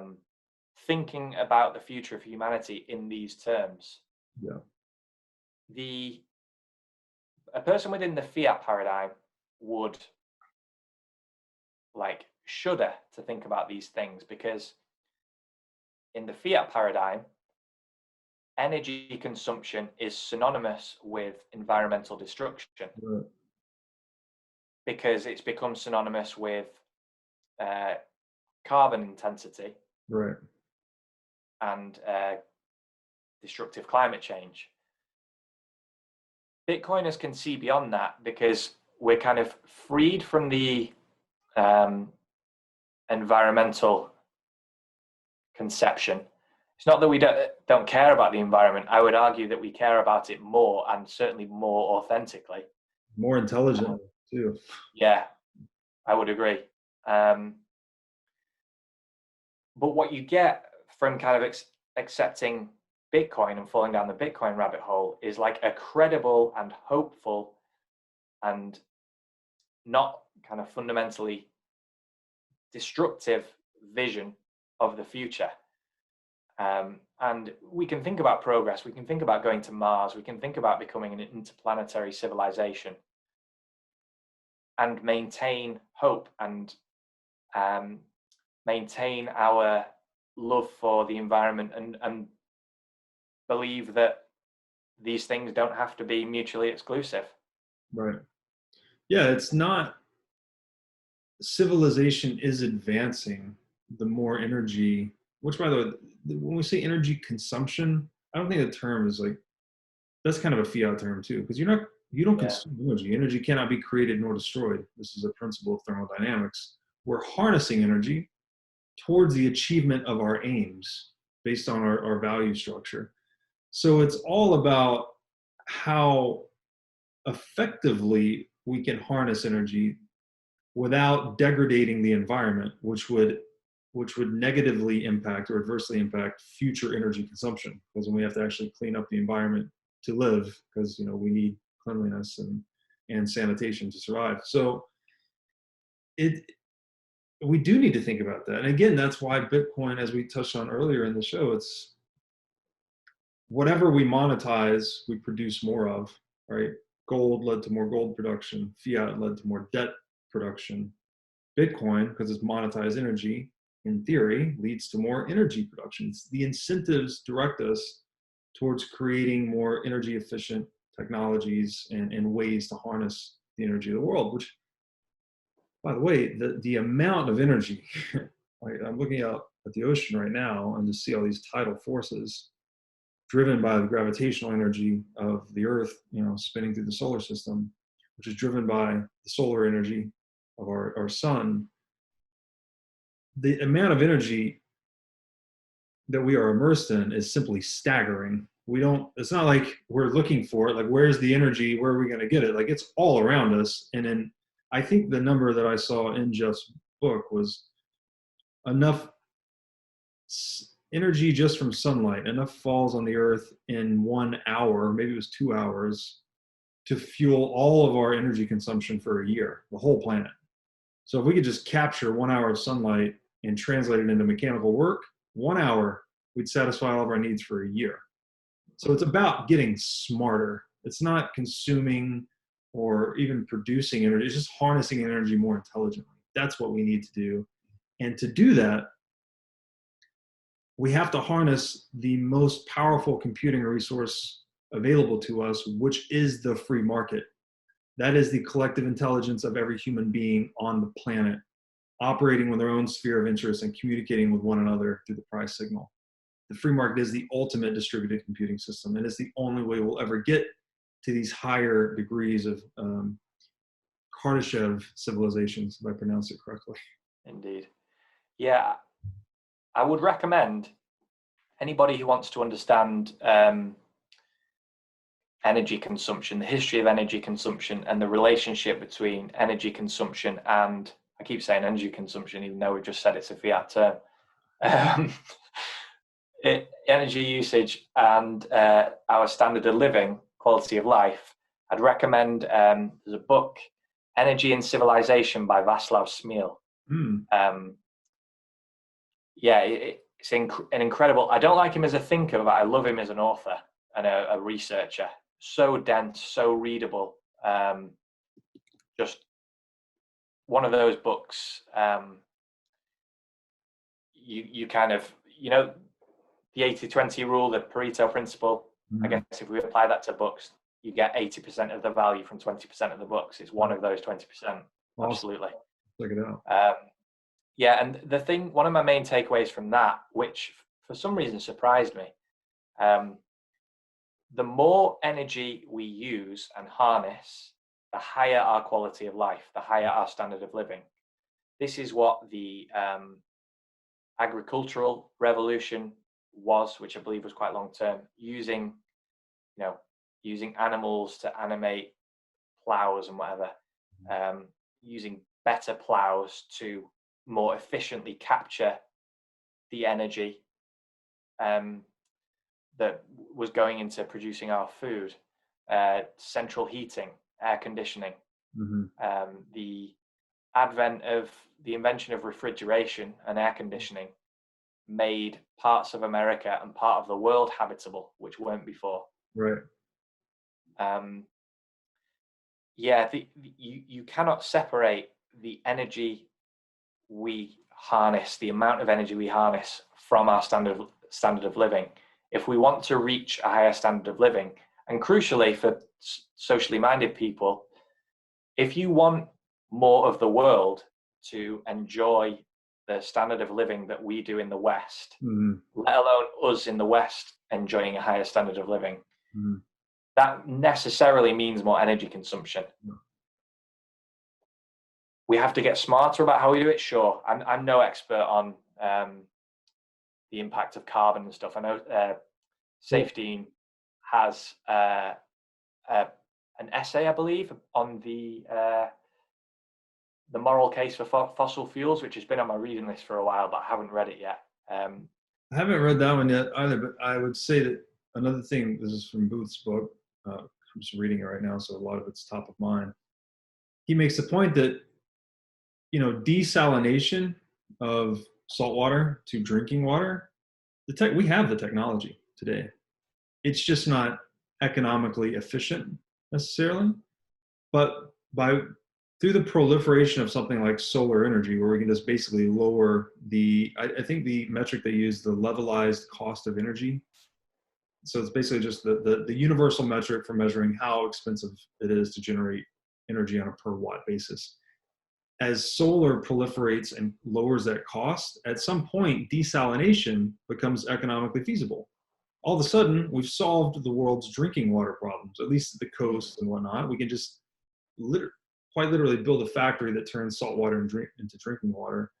And then that same type, the reason it's so, it's just an energy intensive process to do that. You have to push the salt water through a reverse osmosis membrane at very high pressure to desalinate. So that's why it's not economically feasible currently. but would be on solar. The same type of purification process is useful for air, to actually cleanse carbon from air. So again, it's to this point where the more intelligently and the more cheaply we can harness energy, the more we can satisfy our aims, one of which would be clean water, clean air kind of thing. So we're thinking backwards in the fiat paradigm where it's like, oh, we should tax carbon or pass a law that'll do this. Like, all you're doing then is trying to fix prior human intervention with more human intervention that creates more unintended consequences. What you have to do instead, again, is advance our utility of energy, basically, which is the entire premise of the free market. We're trading with one another to be more energy efficient, to increase our productivity. We have to let that natural capitalistic process play out to fix the problems in the world. And that, at the bottom of all that, is the money, right? If you fix the money, you fix capitalism, you fix capitalism, you fix the world. Yeah, the relationship between Bitcoin and the energy grid and the suggestion, I accept that it's true. I don't get how it's true personally. That Bitcoin will kind of reshape the energy grid in its image because ultimately it provides you a way to monetize perhaps previously stranded sources of energy, which could provide an incentive to build new energy infrastructure.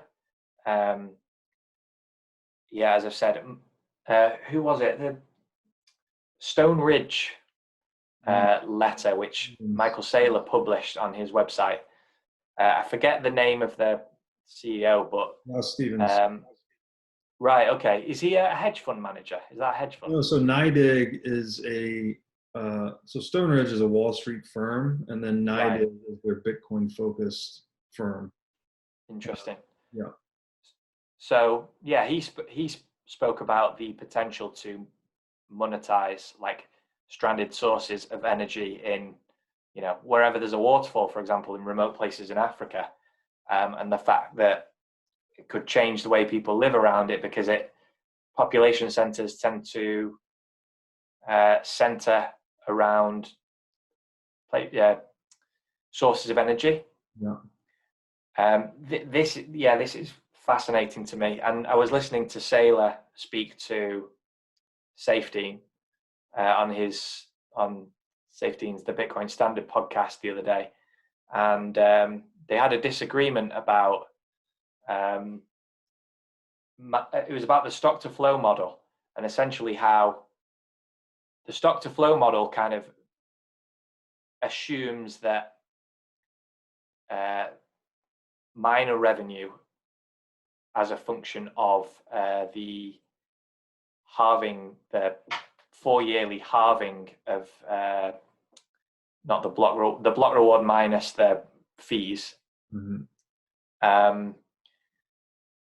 kind of deterministically affects price because it affects miner revenues, which affects the number of people who can mine, and because most miners sell, acts on both sides of the price and is therefore kind of deterministically, determining the price.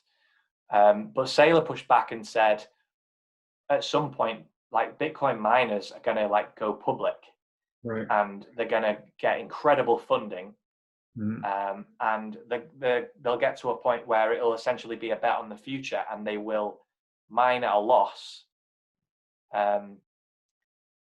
in order to accumulate more Bitcoins, and therefore he was talking about why this invalidates the stock to flow model, which I thought was interesting. But within all of that, there are huge downstream effects for the energy industry, and some people talk about how we could see the worlds of finance and energy fuse, right. Because if you are a Bitcoin miner with access to the issuance of Bitcoins, rather than sell them and just get the first order effect of that, the revenue, first order revenue, build financial services on top of it, and again, just huge both downstream and upstream implications for the energy industry, which, as we've said, is one of the key determinants of human quality of life. Which means the energy producers of today are the banks of tomorrow, effectively.